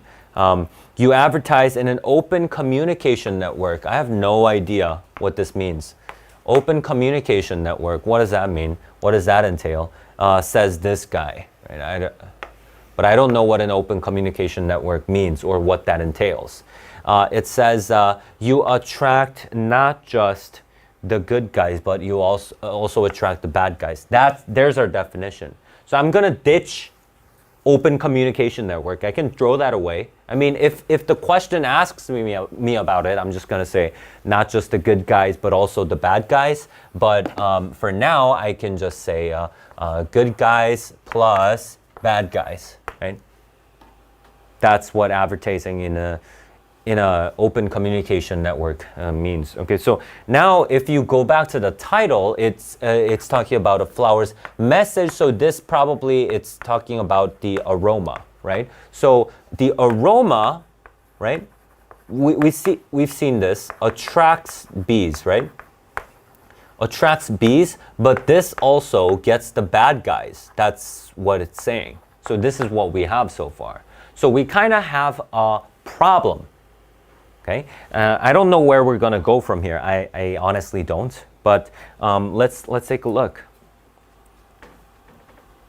For a Texas girt plant, striped cucumber beetles. Okay, so let's just say SCB. Okay, SCB. So SCBs are among the very bad guys. Okay, simple, right? So the definition for SCB, bad guys, right? So what does it mean, bad guys? It says it here, right? They chew up pollen, defecate in the flowers. So yeah, all the negative effects on the flowers, right? An infection that can blah, blah, blah. Okay, so these are all the negatives. It's all the negatives. These are what the bad guys do. And then it says, in one recent study, NT and LA took on the specific problem of the Texas girt. How to attract enough pollinators, but not too many beetles. Okay, so, but not too many beetles. Okay, this seems like our agenda, like the main thing that they were trying to do, right? So I guess this, at least for now, is going to be the focus of our passage. So they presented us with the problem, right? The problem is aroma attracts bees, but it also gets the bad guys. So what the scientists did was to study this. How do we maximize this while getting rid of this, right? So that's our. I mean, I wouldn't say question because it's a slightly different passage. But it is kind of like our guiding idea that we have so far, right? So we're going to be discussing this. And then it says, in Texas girt vines, main pollinators are honeybees and specialized squash bees. Okay, so be careful.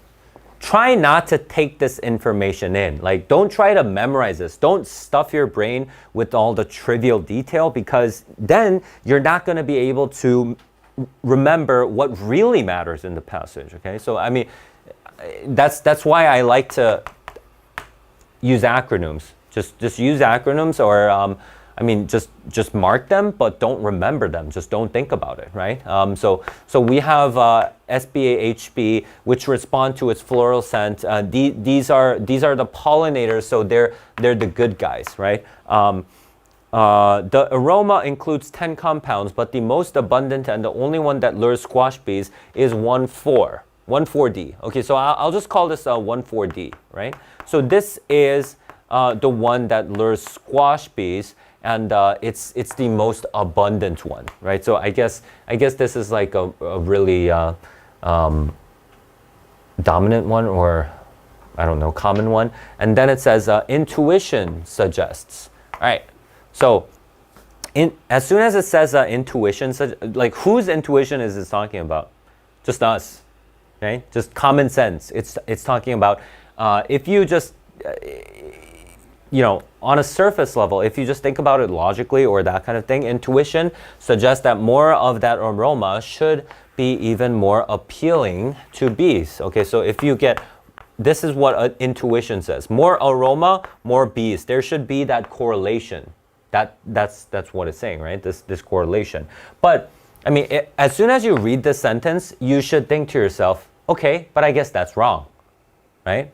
It's actually appearance versus essence, or something like that, right? It might appear like it's not necessarily an appearance, but like it's easy to think this correlation, but in actuality, no.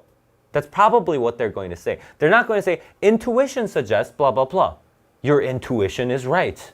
Would they say that? No, I don't think so. And then it says, we have this assumption. Wait, be careful. So this could potentially show up. Do you guys remember this? I was talking about assumption.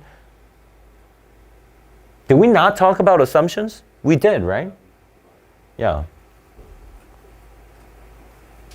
Okay, so just in case that weakened question shows up, I want to mark this assumption. Okay, so we have this assumption that a really fragrant flower is going to attract a lot of pollinators. Okay, I mean, but it seems like they're going to debunk their own assumption anyway, so it doesn't really matter. But anyway, so really fragrant flower, a lot of pollinators, doesn't really, it doesn't really go against this belief. So I'm just going to say, yeah, okay, it's this.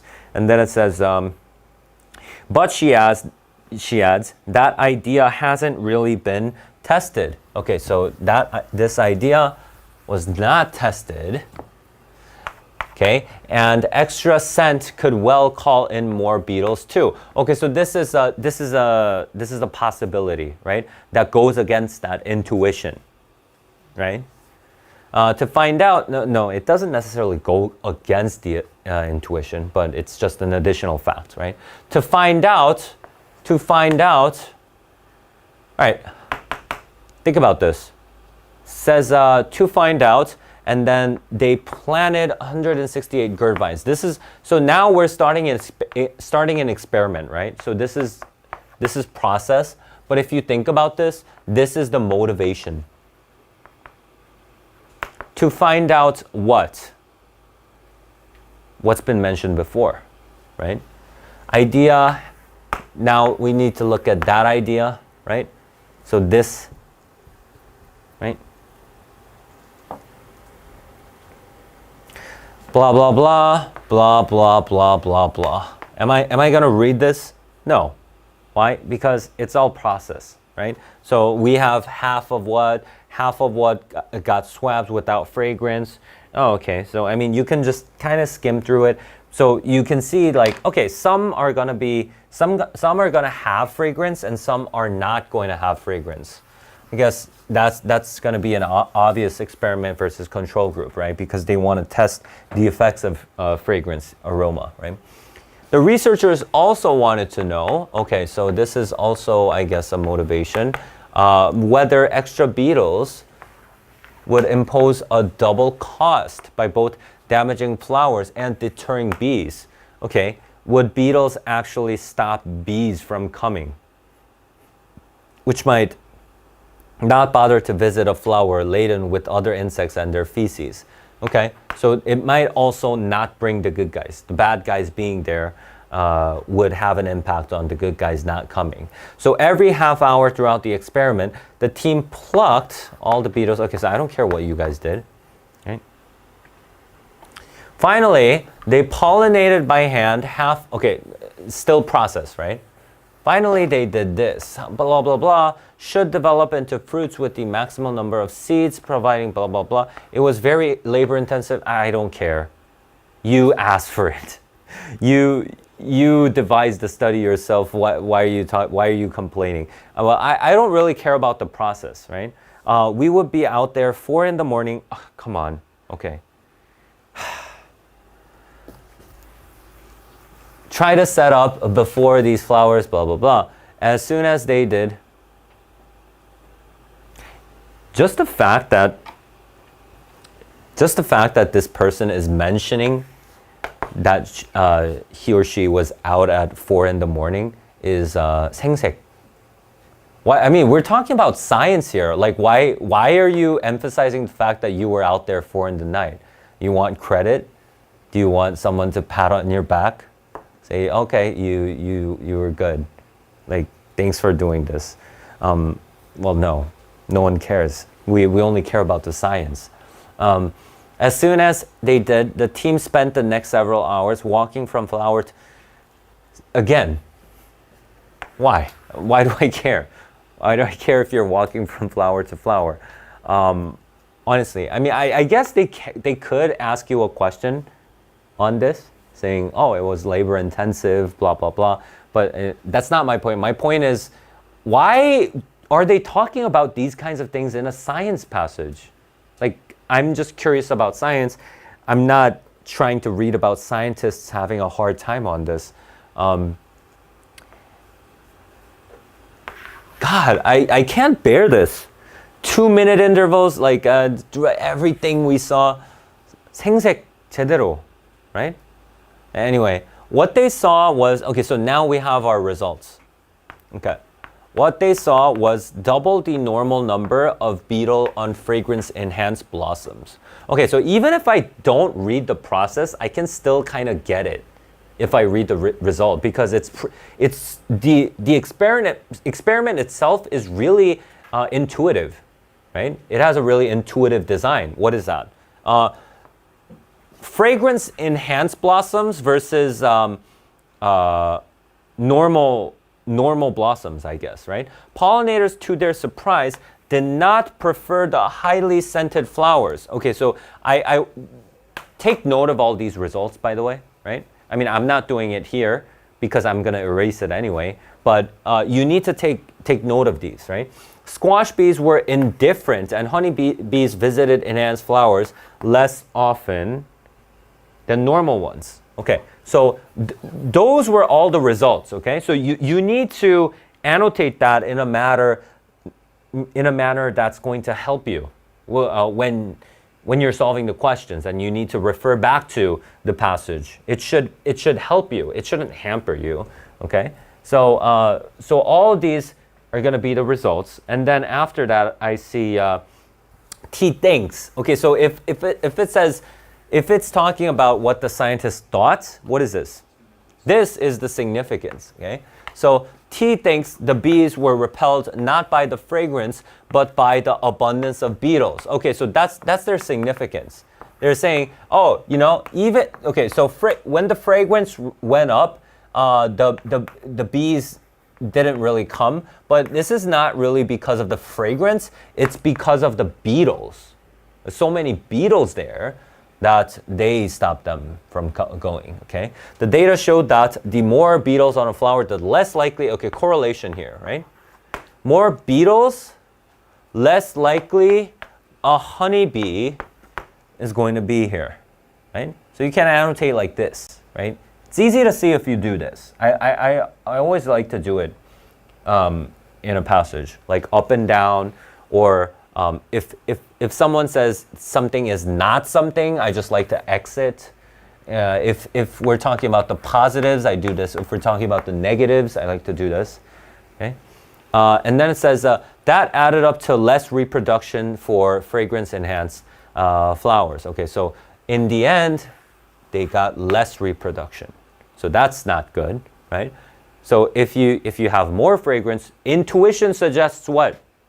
You would get more bees. But what happens? No, you don't, because there's a lot of beetles that come, right? Gourds that developed from these blossoms weighed 9% less, and on average, okay, so these are also something that has to do with the negative impact, right? Hand pollination didn't rescue the seed set. Seed set, what? Seed set. Why is... Okay, hand pollination didn't rescue the seed set, so that's line 79. I'm missing like 5 lines, but anyway, okay. I'll just skip it, okay?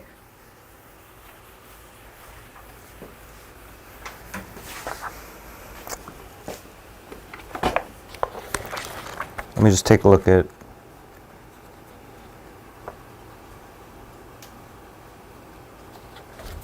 Okay.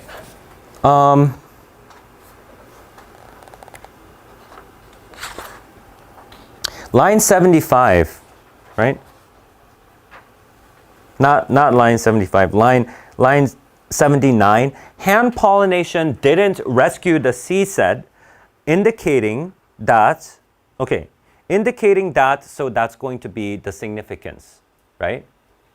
Because something, suggesting something, meaning something, indicating also has the same function, right? Something indicating that beetles damage flowers directly, regardless of whether they also repelled pollinators.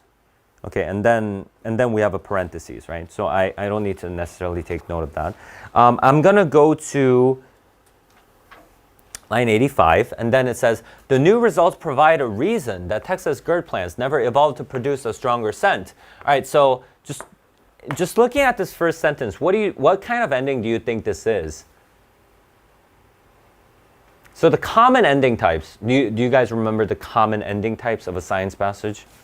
An open ending. Nope. No open ending. What? Implication. Implication. Implication, yes. Reaction. Reaction.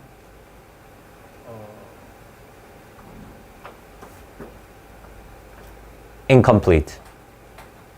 Okay? Reaction, implication, incomplete. Reaction, implication, incomplete.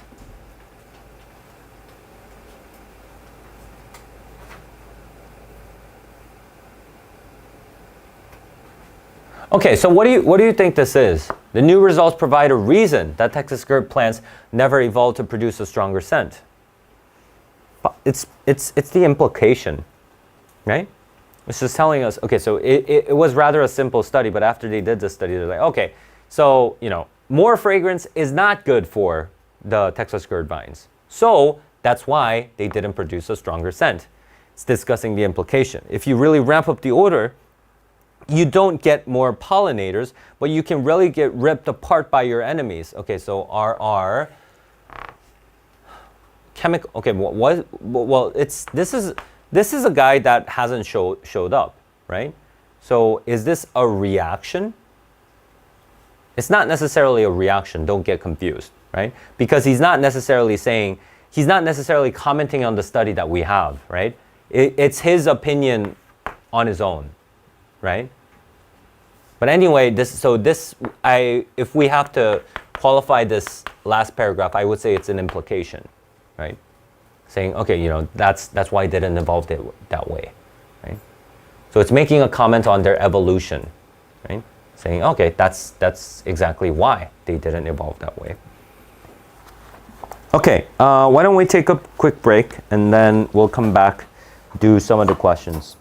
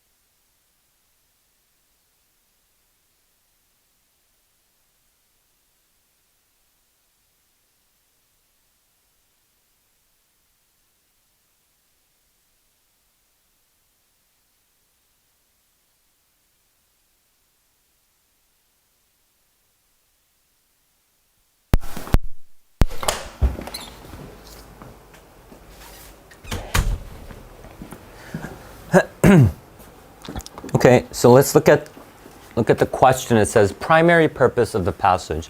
So it needs to be that I need to have that experiment in it though, because this passage, although in the beginning it did describe to us this plant, but the main thing that they wanted to find out was this: how they could maximize the number of bees, but at the same time they wanted to minimize the number of beetles. And they performed an experiment to do that. And that was like the main thing. And at the end, they discussed the implication of that.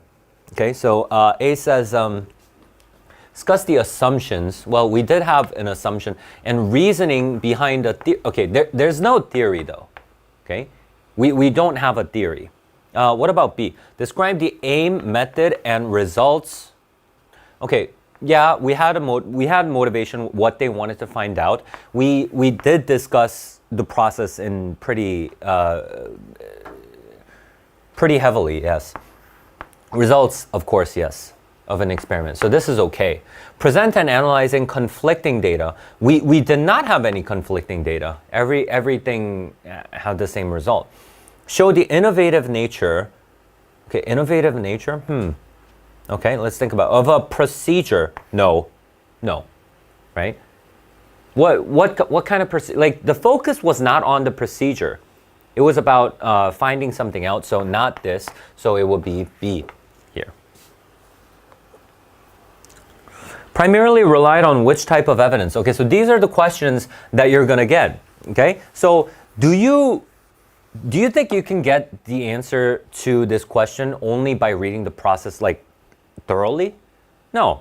We know, I mean, we kind of glanced over it and what was it? Like, you know, half of the plants were going to be fragrance enhanced and half were not going to be enhanced, that kind of thing, right? So direct observation? Yes. Yeah, they probably did that, right? Historical data, of course not. It was an experiment. So, and not expert testimony, no, not random sampling. So direct observation. What can be reasonably be inferred about SCB? Okay. You can either go back to the passage, which I wouldn't recommend in this case because there's a lot. Okay? If there's only one or two things you can say about SCB, it would be wise to go back and check. But there's a lot because this was pretty heavy. This was a pretty heavy part of the passage. Okay, so I'm just going to. I would recommend just going to the answer choices right away instead of going back to the passage here. Okay, they feed. Okay, we don't know what they eat. Okay, they feed on. Well, we do know that they eat Texas gourd plants. But, okay, I get. We don't know what they feed primarily on. Okay? It's probably, I mean, it could probably be the case that there's so many SCBs and only 1% of them eat Texas gourd plants. There's still so many of them that it seems like they're attacking a lot of Texas gourd plants, right? So we don't know about their primary diet. We don't know what else they eat. We just know the fact that they do eat Texas gourd plants. Less attracted to D than honeybees are. Okay, we never had a comparison according to this, right? We don't know who's more attracted to that element. So no. C, they experience only minor negative effects as a result of carrying bacterial wilt disease. Okay, so this is a cause and effect, but it's dealing about the effects of a disease, that kind of thing. I do not remember reading anything like this, especially in a cause and effect format.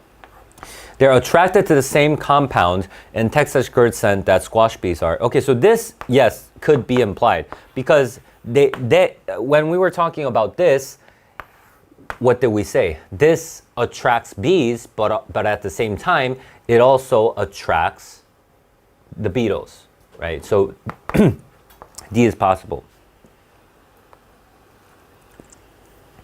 25, author indicates that it seems initially plausible that Texas skirt plants could attract excuse me, more pollinators if they. Focus should be here. Initially plausible. And you should think to yourself, okay, that's what they said, that's what they called intuition in the passage, right? Intuition suggests that if they have more scent, they're gonna get more bees, right? But it turns out that that was wrong based on the experiment. But anyway, that's what it would look like, at least initially for them, right? So if they increase their floral scent. C. Treated, line 38. Let's go back and take a look.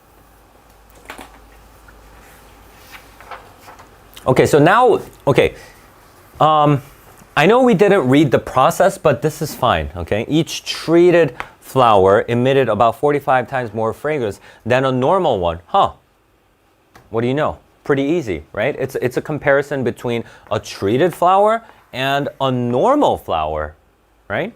So a treated flower is something that is not normal, right?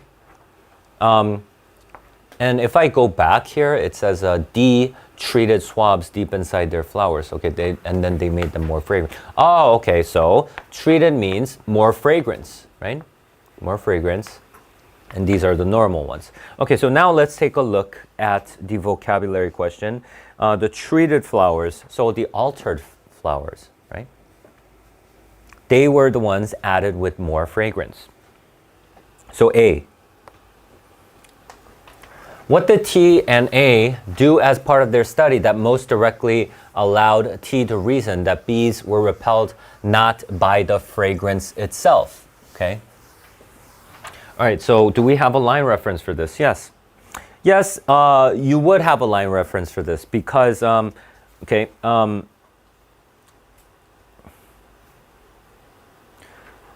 so this is pretty specific. I mean, it's asking us for a process because it's asking us what did T and A do, right?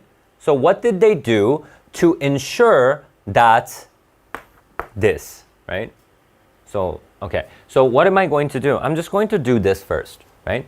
What course of action did they take in order to make sure that the bees were not repelled by the fragrance itself? Right? Bees were not repelled not by the fragrance itself, but so what were they repelled by? We know the answer to this though. We know the answer. We know that it's the beetles, right?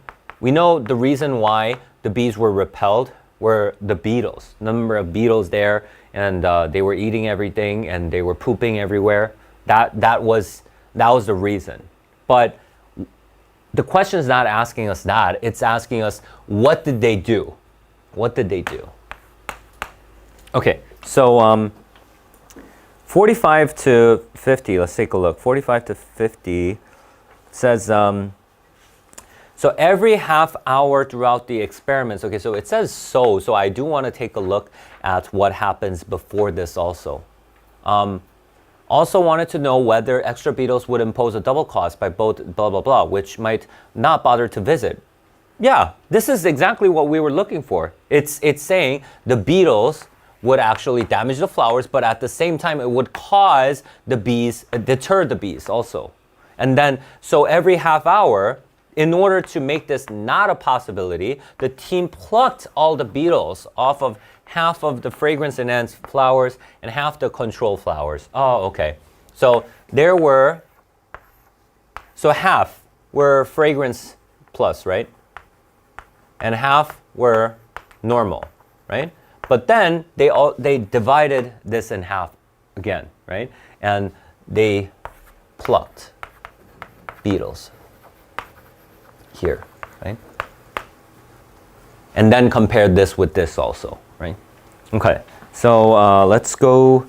So this is probably the answer for 28. So I'm gonna choose A here, and I'm gonna go back here, and let's let's choose an answer choice that says they plucked the beetles off every 30 minutes. They observed the behavior of bees. No, they didn't observe anything. Did they observe anything? No, they just plucked off the beetles. They increased the presence of this only during what? August? No, this has nothing to do with the time period. They compared the gourds. Okay, compared sounds pretty good. They compared the gourds that developed from naturally pollinated flowers to gourds that developed from hand pollinated. Okay, it's not hand pollination versus natural pollination. It's about plucking the beetles, right? It's getting rid of the beetles. They gave bees a chance to choose between beetle-free enhanced flowers and beetle-free normal flowers. Okay, it's this, right? Because plucking, right? Beetle-free. Okay, 29, the primary function of the 7th and 8th paragraph. Okay, 7th and 8th paragraph is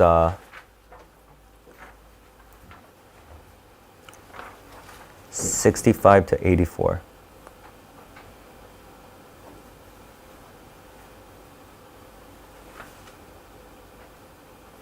Okay. So starting from 65, it says what they saw was, okay, so this is the part where it described the results in pretty heavy detail, right? So blah, blah, blah, did not prefer, and then they talk about the squash bees, and these did not prefer, were indifferent. So all the different results, right? T thinks, okay, here we have the significance. Data showed that, so also we have the results, and then that added up to less reproduction for fragrance, blah, blah, blah, blah, blah, blah, blah. Oh, so we're still talking about the result here. So it's mostly that, right? So summarize their findings? Yeah, we do that pretty good. B, describe T&A's hypotheses. Well, no, we're done with their hypotheses a long time ago. It's not necessarily about this. Illustrate their methods. No, this was in the process. Explain their reasoning. No, it's more like their results. So it's A.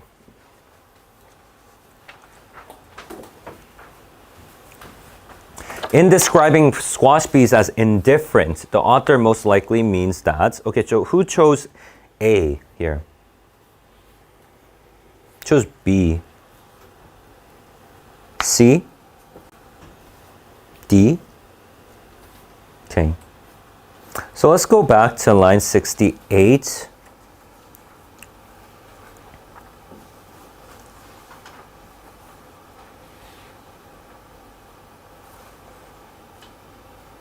Okay, so let's take a look here.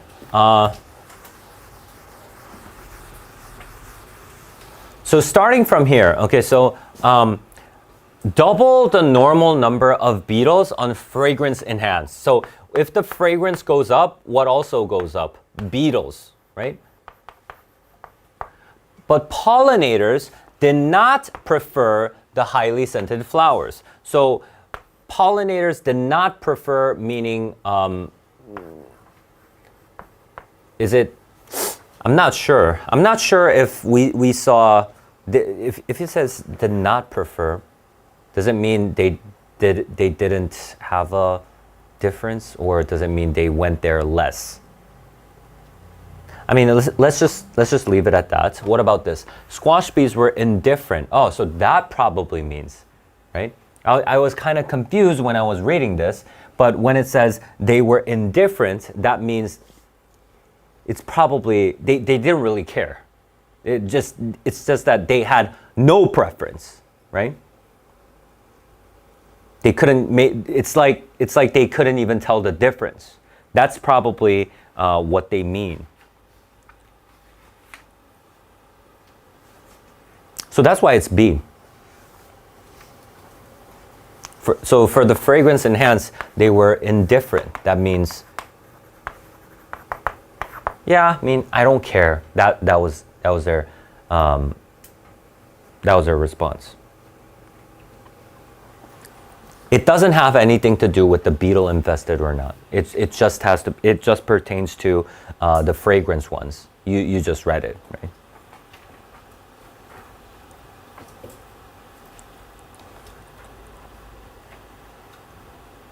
Okay, 31. According to the passage, TNA's research offer an answer to which of the following questions? Okay, so TNA's research, and I think this is like the question, like ultimately what? Ultimately, what question? Which question do their studies answer? That's our question. So it's kind of you can either just take a look at the answer choices, or you can go straight to 32.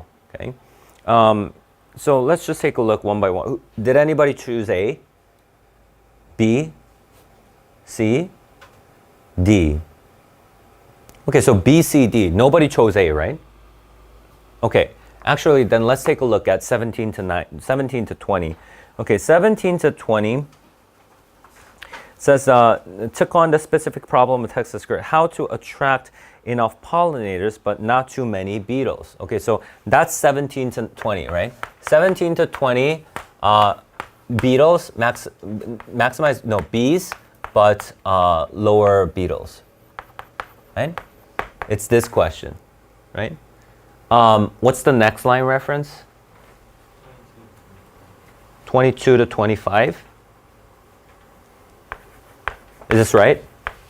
Okay, so 22 says the aroma includes 10 compounds.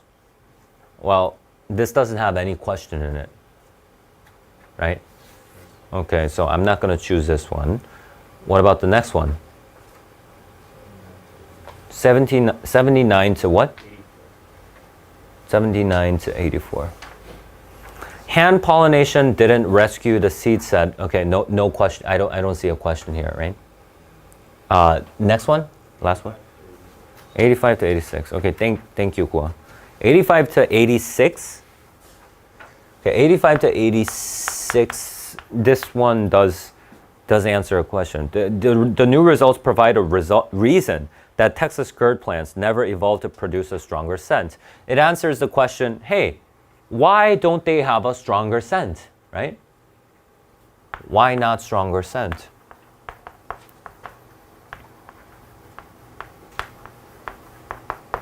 Okay, so let's go to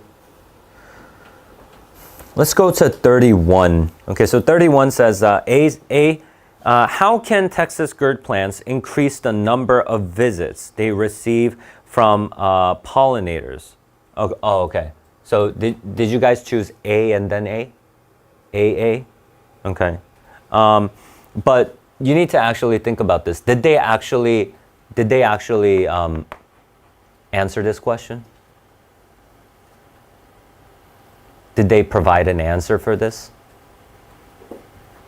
If so, what would be the answer? So if you think about it, they don't offer an answer to this. How? I mean, this question was presented at the beginning, but how would they do this? Because the result that we came to was, even if you increase the scent, they're not going to come, right? The pollinators are not going to come. So we don't have an answer to this. Okay? So not this one. What about B? Why is there an upper limit on the intensity of the aroma? Yeah, sure. Why? Because it corresponds perfectly to this, right? And the experiment answered this question in exact terms, right? Why? What did they say? Why is there an upper limit? Because beetles. Because beetles can mess things up and pollinators may not show up. So they want that balance, right? So B and D is the right answer.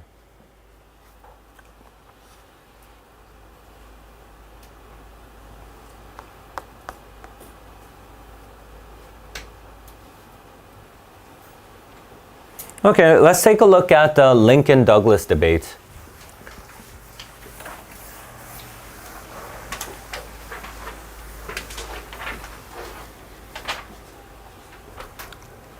Okay, so Lincoln again, right?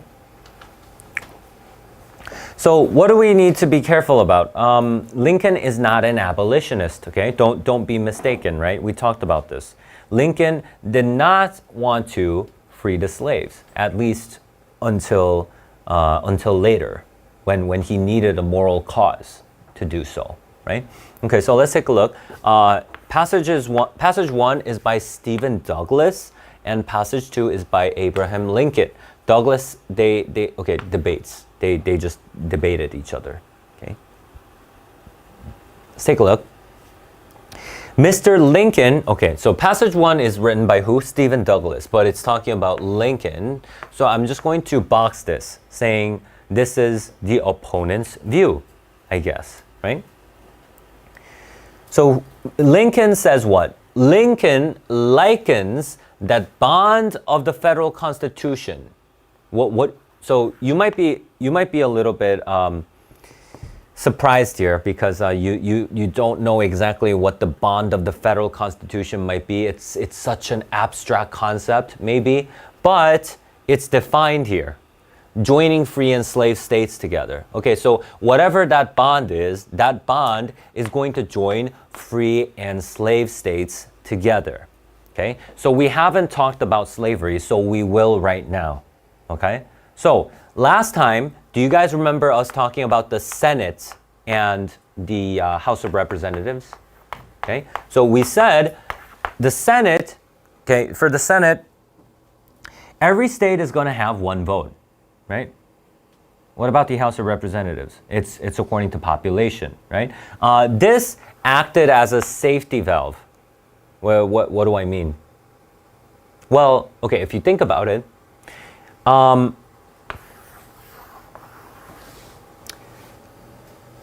Seoul and Jeju-do, similar or different? Pretty different, right? I mean, pretty similar in the sense that they're both Korea, but if you think about the climate, if you think about the geography, their industry, radically different, right? Seoul and Jeju. What about, okay, but I mean, they're not even that far apart if you think about it, Seoul and Jeju. And I know it's an island and everything, but what about the United States? Pretty big, right? So if you think about the difference between like Florida versus Maryland, radically different, okay? So it's really hard to say that they're even the same country if you've been to both places. I mean, yeah, they use English and everybody, there's like, you know, like mixed races and, you know, like white people, black people, like, yeah, you know, like, and they all speak English. They all dress like Americans and stuff like that. But other than that, they're really different. Why am I talking about this? Because their industries are so different, right? Climate and geography is going to dictate how a civilization is going to make a living, right? But like, okay, let's just think about it this way, like the South versus the North, okay? In the South, their industry was primarily cotton. I mean, in the very beginning, it used to be tobacco, but anyway, it's plantation based. It's farming and stuff like that. But not the North. It's not based on farming exclusively. It's more like they do manufacturing, they do trading, that kind of thing, right? So this is farmland, and this is not, and this is where their differences come in. Okay. In the very beginning of United States history, they used to have something called indentured servitude. Indentured servants. Who are indentured servants? Well, yeah. They're like people were too broke to actually pay their way to America. Yeah. So there's rich people in America who pay for them, and in return the people work for. Yeah. So say you're like a poor European. You're broke, but you really want to move to America. You've heard good things about America. How are you going to pay for your trip there? You can't. So somebody's going to sponsor you. somebody who owns a plantation here, but someone who needs labor, they're going to pay for your trip across the Atlantic Ocean, and you're going to work there for a few years, okay? But eventually they got rid of this. Why do you think they got rid of indentured servitude? Because of rebellions. These people, indentured servants, after they were done with their terms, a lot of them were still low class, and they had a lot of problems with this. So they would rebel. They were the ones doing most of the rebellion. So they got rid of this. What happens if you get rid of this? Then you're in extreme shortage of labor, and that led them to rely exclusively on slavery. Okay, so now, slavery is so huge, more so than you think. Okay, for Southern people, slaves are your most valuable asset. Okay, it's more so than your land. Like slaves, if you live in the South, what you really wanna own a lot of slaves, because that's what it means to be rich. I mean, not necessarily to exploit them or anything, but that's just how it is in the Southern economy. So slavery is just it's an accepted norm.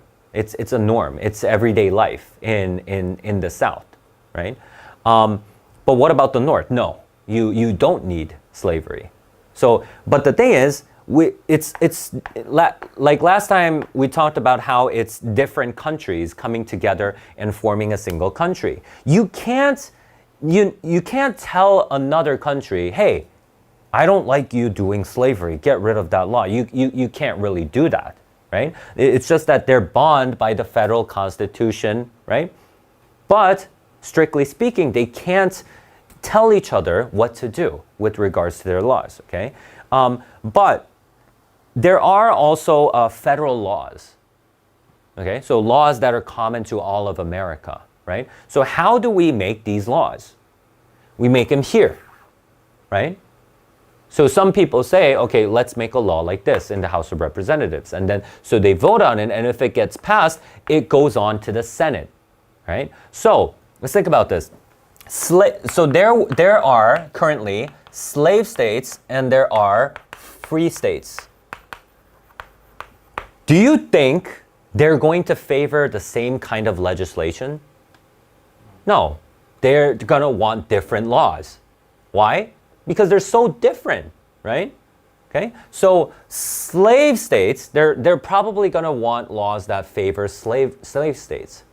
Free states want laws that favor free states, okay? So they're gonna have certain disagreements. But at least in the beginning, this wasn't a problem. Why? Because the number was the same. What happens if the number is the same? Then nothing's gonna get passed at the Senate, because it's gonna be a stalemate every time. You know what I mean? Because number of representatives, same as the number of states. Right? So anything favoring the slave states can't get passed. Everything favoring the free states can't be passed. Right? It's only neutral laws they'll get passed. Anyway, okay. So now we have an equilibrium in power, but United States, as you know, it was expanding during its early days. Okay. So how did it expand? Well, even when the states were only confined to the East Coast, people still lived here. There were still people who lived here, but it wasn't yet a state. They didn't call it state. They just called it, oh, this is United States territory, right? It's unorganized land, right? Well, I went to Northwestern, right? You guys know I went to Northwestern. Do you guys know where Northwestern is? Michigan. Illinois. Yes, Illinois, near Chicago, like a 20 or 30-minute drive from Chicago. But why is it called Northwestern? It's not north, it's north. Northwest is here. Northwest is Washington State. Northwest of New York. What? Northwest of New England. Northwest of what? New England. The East Coast. Yes. It was at the very northwest side back then. In the early 1800s, it was, right? I mean, school got started I think before 1840, something like that. So during that time, it was America's Northwest, okay? So anyway, why am I talking about this? Because we have all this territory and we have all these people living here, okay? But these people living here, you need to make them into states and organize the lands eventually. So what you need, there's something called the Northwest Ordinance and Land Ordinance, which you don't need to know about, but it's basically saying, okay, so if you get 60,000 people, if your population reaches 60,000 people and you come up with the state constitution, meaning you make your own state government, then you can apply to become part of the United States. Okay? And that's how states entered the United States. They became part of the United States, right? So now we have a lot of states just forming here, right? And now we have a problem. Why? Because, okay, so this was an instance, early in the day, there was a newly formed state called Missouri, okay, Missouri, and they wanted to enter the United States, but as a slave state, okay. Do you think the free states were happy about this? No, because that would upset the balance that they had, right? So what would you do? What do we do? Do we just not take Missouri in? No, we can't do that, right? So we need to take in Missouri, but at the same time, what we're gonna do is, there was a state called Massachusetts. You guys all know Massachusetts, right? But Massachusetts back then was bigger than it was right now. What they did was they kind of cut a part of Massachusetts. And they said, okay, let's make this part 60,000 people, this small part, and we'll call it Maine. Okay? Let's make another state called Maine. So at the same time, we're going to get Missouri. We're going to get Missouri as a slave state, but we're going to also accept Maine as a free state. Okay? Then it's just going to be +1 and then +1. That's the Missouri Compromise, okay? But this is only going to be a short-term solution if you think about it. Can we always do this? Like when you're accepting states, you can't do that. So the main thing, the long-term solution that they came to in the Missouri Compromise was to make a line, make a physical line in the middle of the continent and then say, okay, so if you're below this line and you're applying to be part of the United States, you can apply as a slave state. But if you're above this line, you can't, okay? So that's why all the slave states are here, all the free states were here, and they had disagreements. And then later on, because of Stephen Douglas, actually, there's an incident called the Kansas-Nebraska, blah, blah, blah. And then that's like a miniature version of the Civil War, and then we move on to the Civil War. So, I mean, in the beginning, like the very beginning of that conflict is in stages here, okay? So let's take a look. So it's talking about, yeah, there's something that joins the free and slave states together. That's the bond of the federal constitution, right? But Mr. Lincoln says that, likens that bond to a house divided against itself, right? So likens A to B. Means he's saying A and B are the same, right? Likens A to B. So Mr. Lincoln likens the bond to a house divided against itself, saying Mr. Lincoln thinks the bond of the Constitution is a house divided against itself, like United States is a house divided against itself. Is this something good? Is a house divided against itself good or bad? No, bad. Okay, so Lincoln is criticizing the United States. and says that it is contrary to the law of God. Is this good? No. And cannot stand. Is this good? No. So, okay. So, what he said is, okay, I've heard Lincoln talk trash about the Constitution in America, right?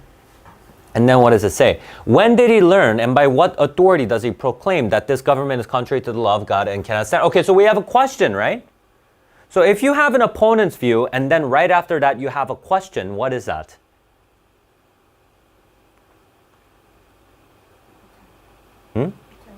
Attack? Yes. Okay. What are the three functions of a sentence of a question? Detail. No. Okay, guys, you need to remember this. Okay, make a point and then what?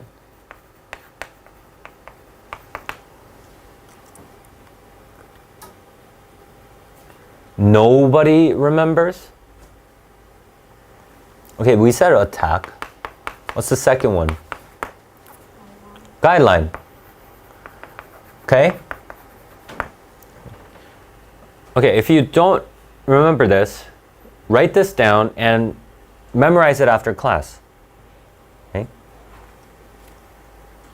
I think this is like the fourth or fifth time we talked about this. But still, you guys haven't memorized it. Okay, so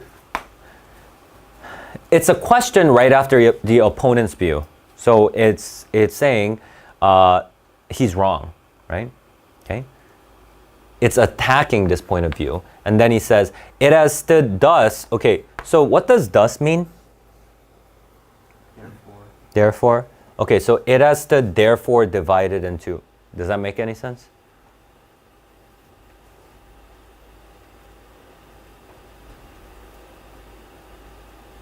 Okay, so thus could mean like this or in this way.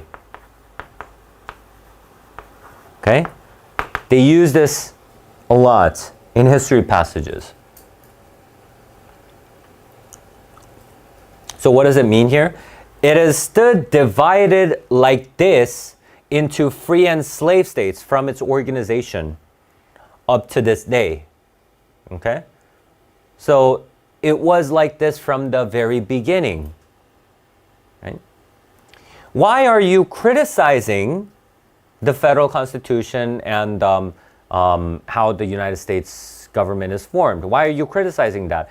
It was like this, it's been like this ever since its beginning.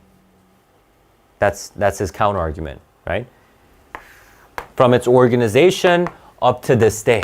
So this was just the way it was. And then it says, during that period, we have increased from 4 millions to 30 millions of people. We have extended our territory from the Mississippi to the Pacific Ocean. We have acquired blah, blah, blah. Okay, so it's talking about different kinds of details now. It's starting to sound like that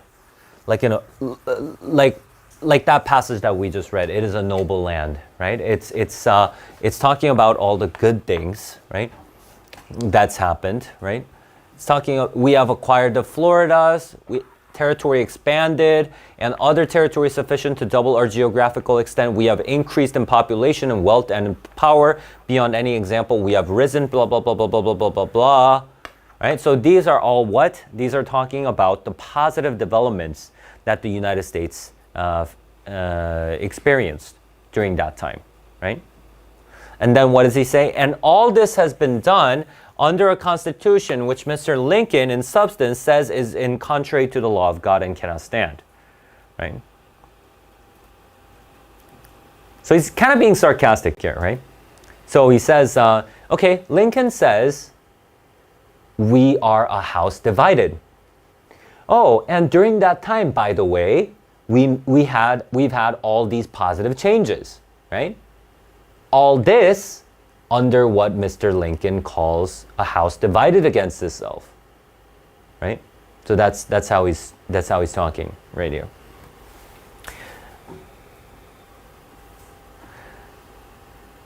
And then what does it say? Surely Mr. Lincoln is a wiser man than those who framed the government. Okay, does he mean this? Okay, you need to see that he's being sarcastic here, right?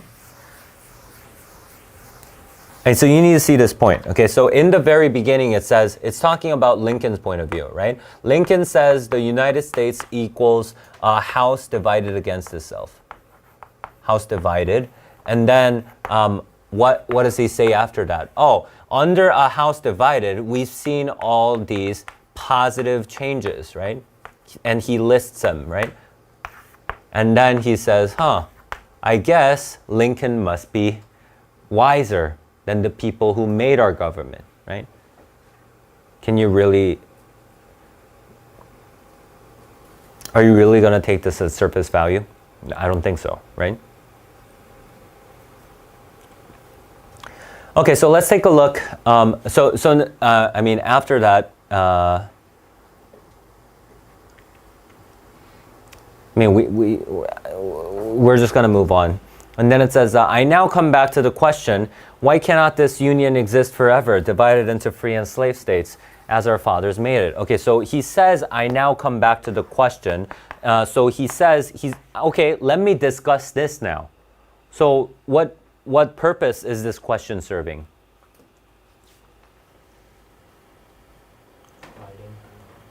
Fighting. Yes, guideline, right? This is what he's going to be talking about now. He's going to discuss, can't this union exist like this forever? You know, I mean, we're divided, but I mean, isn't it okay to exist forever like this, right? So this is the guideline. This is what he's going to be discussing. And then it says, it can thus exist. It can exist like this. That's what this means, okay? That's what this thus means. It can exist like this if each state will carry out the principles. Okay, so there is a sufficient condition that needs to be satisfied in order for them to live like this, right? So what's that condition? If each state will carry out the principles upon which our institutions were founded. Okay, so we need to go by the principle, but we did not specify what that principle is just yet. Okay, so we need to read the next part. It says to wit. Okay, what does to wit mean? It's good to know this. Shows up occasionally. To wit means to explain, right?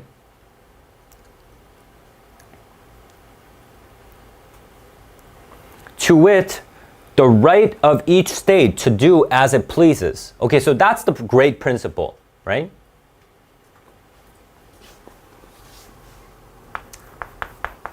So he asked the question, okay, can we exist forever divided, right? Can we exist forever divided? And to this, he says, if we live by that great principle, right? Then we can do that, right? And what's that principle? Each state to do as it pleases, right? Each state's freedom without meddling with its neighbors, right? So don't try to mind other people's business, right? Without meddling with its neighbors, just act upon that great principle, and this union will not only live forever, but it will expand until it covers the whole continent, right? So if we just go by that principle, we will thrive. That's what it's saying, right? It's not just that we'll survive, we will thrive. And makes this confederacy one grand ocean-bound republic. We must bear in mind, okay, so we must bear in mind, okay, so we need to remember something. Okay, we need to remember something. What do we need to remember? We are yet a young nation, okay, growing with the rapidity unequaled in the history of the world. That our national increase is great. Okay, so this is elaborating on this, and that the emigration from the old world is increasing, requiring us to expand and acquire new territory. Okay, so it's because we are a new nation, we might need to expand and acquire territory. And then it says, if if we live upon the principle of state rights and state sovereignty, what is sovereignty, by the way? We did talk about sovereignty in that other passage, right? I mean, I didn't discuss it openly, but what was that? It's like 주권. Mm-hmm. Mm-hmm. The individual entity has like their own right to make their independent choices. Yes, it's not someone else making a decision for you, it's you making your own decision. So what if we say state sovereignty? It's the country, and not the country, in this case, like, like the states, like, states, like Illinois, Massachusetts, Connecticut, right? The states can do as they please, right? Without other people telling them what to do. They get to make their own decisions. They own themselves, right? Each state regulating its own affairs and minding its own business. We can go on and extend indefinitely, just as far as we need the territory. Okay, good, right? So if we just live by this principle, each state's freedom, then we will thrive, right? So not a lot of points, this passage, okay? So in the very beginning, it was talking about Lincoln talking about the United States being a house divided against itself. But he counters this by talking about the positive changes that occurred while what Lincoln calls a house divided against itself, right? And so all that, and then it says, if we just live by this principle of minding your own business, each state minding their own business, we can go on indefinitely and thrive even more. Okay, that's good. What about the second passage? In complaining of what I said in my speech at Springfield, in which he says I accepted my nomination for the senatorship, he again quotes that portion in which I said, wow, okay. So it's Lincoln said something in the very beginning, right? House divided against itself. And then passage 1 is Stephen Douglas responding to this.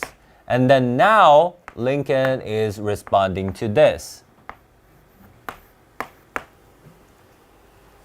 So this is passage 2. So passage 2 is responding to what passage 1 said in response to what Lincoln said. Okay? Good? I mean, you don't need to write that down, but okay. In complaining of what I said in my speech at Springfield, in which I says, blah, blah, blah, he again quotes the portion in which I said, a house divided against itself. Okay, so this part is talking about what passage 1 did, right? Okay, here's what passage 1 did. And then it says, let me say a word in regards to that matter. Okay, so starting from here is the very beginning. This is the beginning, right? This is, like, you don't really need this. He tries to persuade us, okay, so here's the opponent's view, right? He tries to persuade us that there must be a variety in the different institutions of the states of a union, okay? Yeah, variety, and then that variety necessarily proceeds from the variety of soil, climate, of the face of the country, and difference in the natural features of the state. Yeah. This is something that I talked about, right? All the differences between the states, right? I guess, I guess this wasn't included in passage 1, but I guess he did mention this in his other part of the speech for passage 1, talking about the variety and variety of soil, blah, blah, blah. I agree to all that. What? All right, so this is not at all what I was expecting. Okay? So what are we usually expecting when we're reading an opponent's view? We're expecting a concession and then a counter-argument, or just a counter-argument. But here what happened? He just agrees. Okay? That's kind of weird. Okay, so he agrees. But let's see what he has to say. Let's see if this is just like clever rhetoric. Have these very matters ever produced any difficulty among us? Okay, so these matters refer to variety, right? So differences among states. So he asks us, have these matters ever produced any difficulty among us? Huh. Yeah. And then he says, not at all. Yeah. So no one fought because they were different. No one fought because one was a farming state and one was a manufacturing state or something like that, right? Have we ever had any quarrel over the fact that they have laws in Louisiana designed to regulate the commerce that springs from the production of sugar? Yeah. So did we fight because of sugar before? That's what he's saying, right? That's a rhetorical question. That's making a point, right? So what point is he making? He's saying, yeah, we never fought each other about our differences, right? We didn't fight because of our differences or because we have a different class relative to the production of flour in this state. Have they produced any differences? Not at all. Yeah, and he answers them himself, right? We did not have any difficulty regarding subtle differences, right? They are the very cements of this union. Okay, so the differences are the cements, right? So that's why we're so strong. We have so many different states. That's why we are this strong union. They don't make the house a house divided against itself. They are the props that hold up the house and sustain the union. Okay, so he says the differences are not why I said it's a house divided against itself. It's actually the fundamental building blocks of the United States. And then he says, but has it been so with this element of slavery? Okay, here we go. Here we go, right? So this is probably what he meant, right? So he's saying, he didn't say the United States is a house divided against itself because of the differences. He said it probably because of slavery. But let's read on. Have we not always had quarrels and difficulties over it? Right. So did we always argued, right? We always argued and we had difficulties because of slavery. And when will we cease to have quarrels over it? Okay. Like causes produce like effects. Okay. Yeah. So he's saying, yeah, when will we stop fighting? But same causes are going to produce same effects, right? Same causes meaning we still have slavery. So we're going to keep on fighting, right? Like causes produce like effects. It's worthwhile to observe that we have generally had comparative peace, okay, so comparison, upon the slavery question, and that there has been no cause for alarm until it was excited by the effort to spread it into new territory. Okay, so before someone tried to spread it into new territory, right? So let's say in this point of time, this is the first time where they tried to spread slavery. Before this, it was pretty peaceful, right? But now it's relatively more alarmed. Okay? Whenever it has been limited to its present bounds, whenever slavery has been limited to its present bounds, and there has been no effort to spread it, there has been peace. Okay, so no spread equals peace, right? No spread equals peace. All the trouble and convulsion has proceeded from efforts to spread it over more territory. Okay, so if you're trying to spread, all the trouble and convulsion is going to happen. It was like this, right? Again, it was like this at the date of the Missouri Compromise. Okay, so this is what we just talked about. Okay, remember the Missouri Compromise, right? So it was like this at the date of the Missouri Compromise. It was so again with the annexation of Texas. So with the territory acquired by the Mexican War, and so it is now. Okay, so we're talking about a lot of different instances. We are having conflicts when we're trying to spread it into new territory, right? So that's what he's trying to say. Whenever there has been an effort to spread it, there has been agitation and resistance. Do you think that the nature of man will be changed, that the same causes that produce agitation at one time will not have the same effect, right? So is he saying that, is he really asking us this question?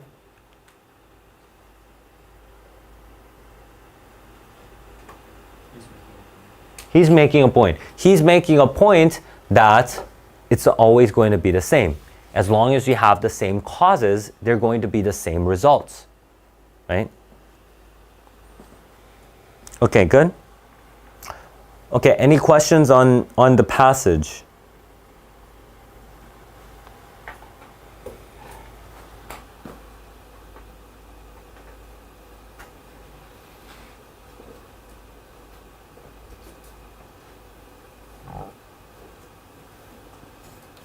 Let's go to number 32.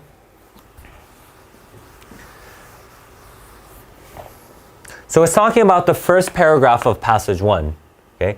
First paragraph, passage 1, main purpose of Douglas's discussion of the growth of the territory. Why does he mention this? So that's what the question is asking us. So it's kind of like what you're supposed to do on the essay section. It's asking you, well, why does he mention this? Why bother mentioning the growth of the territory and of the populations? Why did he mention all of this? So A says, provide context for Douglas's defense of continued. Okay, well, he's not trying to talk about this. What is he trying to talk about? He's trying to attack Lincoln, right? That's his primary cause, right? But in doing so, he's suggesting that, even though we've been a house divided against itself, according to you, we've still grown so much as a nation, right? So B says, suggest that the division into free and slave states does not endanger the Union. Okay, so this is possible, right? So does not endanger is putting it lightly, right? C, imply that Lincoln is unaware of basic facts. Of course not. D, account for the image of the United States as powerful and admirable. You guys get it. You guys get this, right? This was a detail supporting what? Okay? I mean, and not this, but growth of the territory. Growth of the territory and population. What point was that serving? It was just saying, you say it was bad, but, it wasn't bad. Right? That was kind of his counter argument. You guys need to recognize that. Okay? So be careful not to jump to any other conclusion. Okay, 33. What does passage 1 suggest about the U.S. government's provisions for the institution of slavery as framed in the Constitution? Okay, so the U.S. government's provisions would probably mean something that the government provided for them, so some kind of guideline or their position. So what's the government's provision for the institution of slavery?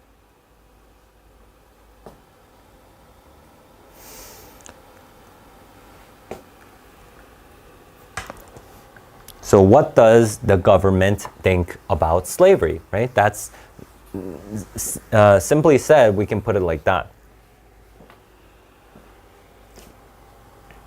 So why don't we go to the line references and check the answers then? So line number 10 to 16.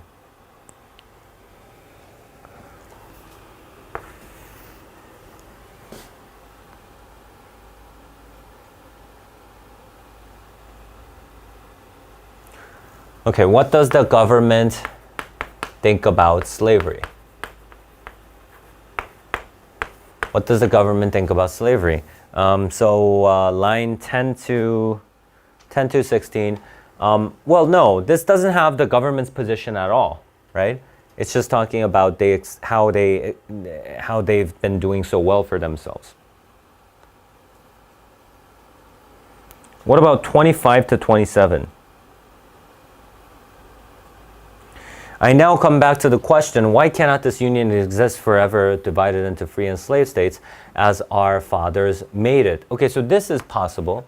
As our fathers made it. So that's implying that that's how the government's made, right? But this is just, okay, so this is just making a point saying, yeah, it could be a guideline, but it could also be a point. This person saying, we can stay like this, we can stay like a free and slave state, divided into free and slave states, just like how our government was formed from the very beginning, right?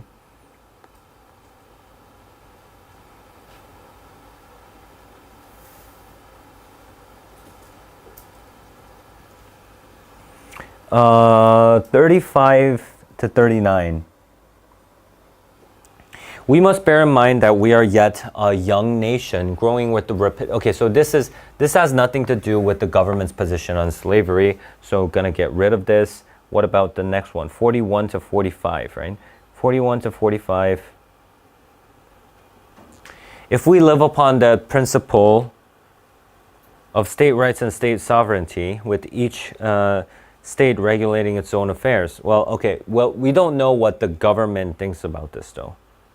So the answer to this is B for 34. And it's, so this one would be C. They don't need to change this, right? So why can't we exist like this just as our fathers made it? That was the point, okay?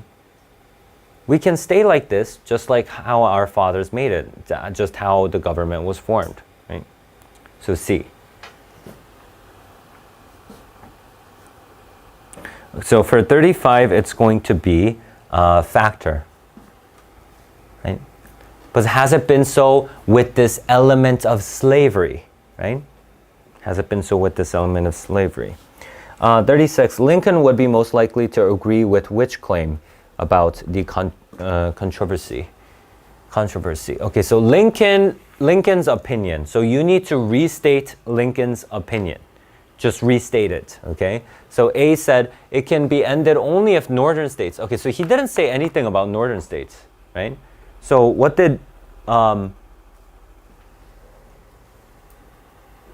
he say? He just said if we just don't spread it, right? If we just don't spread, there would be no problems, right? Just don't spread slavery, right? B, it would abate if attempts to introduce slavery to regions where it is not practiced. Okay, so that's spread slavery, right?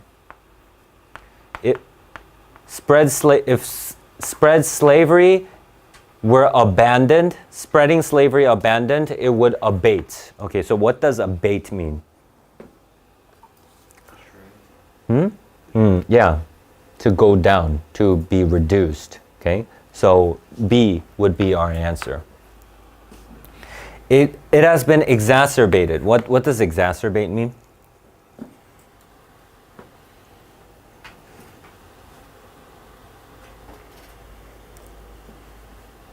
It means make worse. Okay, it's been made worse by the ambiguity of laws. Okay, we never talked about any laws. It is fueled in part by differences in religion. We didn't talk about it. Okay, so 37. It's going to be C.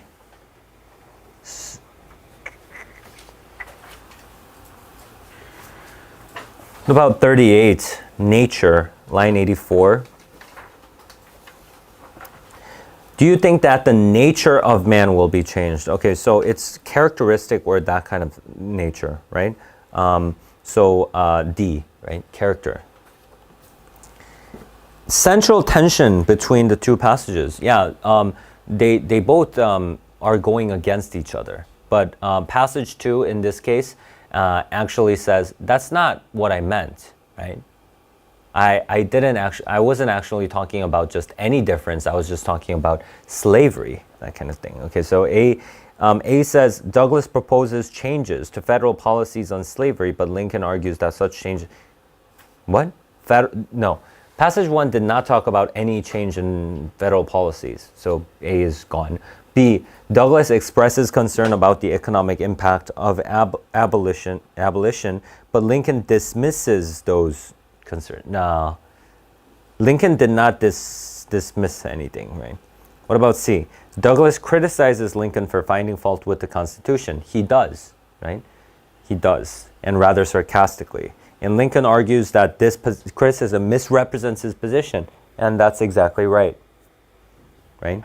He says, well, no, I agree with you. What I meant was that we had trouble only when it came to slavery, right? Number 40, both passages discuss the issue of slavery in relationship to, this is going to be A, the expansion of the Union, because he was talking about, it's a young nation, in passage 1, young nation, we're growing rapidly, we're getting more population, blah, blah. Okay, what about 41? Someone say A, B, C. Okay, what does reproach each other's action mean? What does reproach mean? Yeah, so criticize and say that's wrong, kind of thing.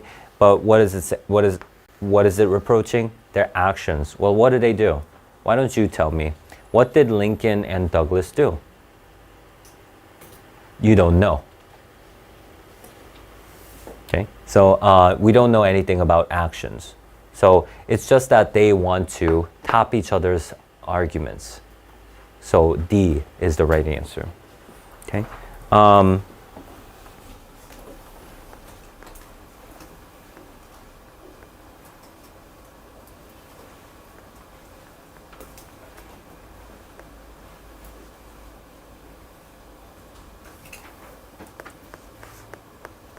Okay, so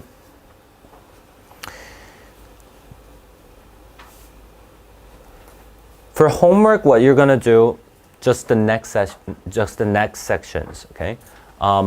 But when you're doing your homework, if you don't know a word, I mean, I feel like this is just common sense. If regardless of whether it's the reading section or the writing section, you would need to look that word up if you don't know that word. Okay? Please look it up. If you don't know a word, you need to look it up. I mean, and it's not just for the SAT, just like in life, please. Like in life, in general. Like if you don't know a word, look it up. Like, are you just gonna keep yourself ignorant if you don't know a certain word? Like I don't understand. Is it because you guys are lazy? You don't look up a word? Why do you not look up a word? Okay, you look at a word, you don't know what it means, but you didn't look it up, right? Because I'm lazy. Is it because it's too tiring to go to Google and just type it in like 2 seconds? Is that too hard? When I was young, wow, one of those. Wow, this guy's actually talking about when he was young. When I was young, I had to look up the dictionary. I would have to pick out a book and then find the word in the dictionary. But we would still do it. And you guys have computers. You wouldn't do it. So I mean, look it up. Okay, make sure you look up the words, and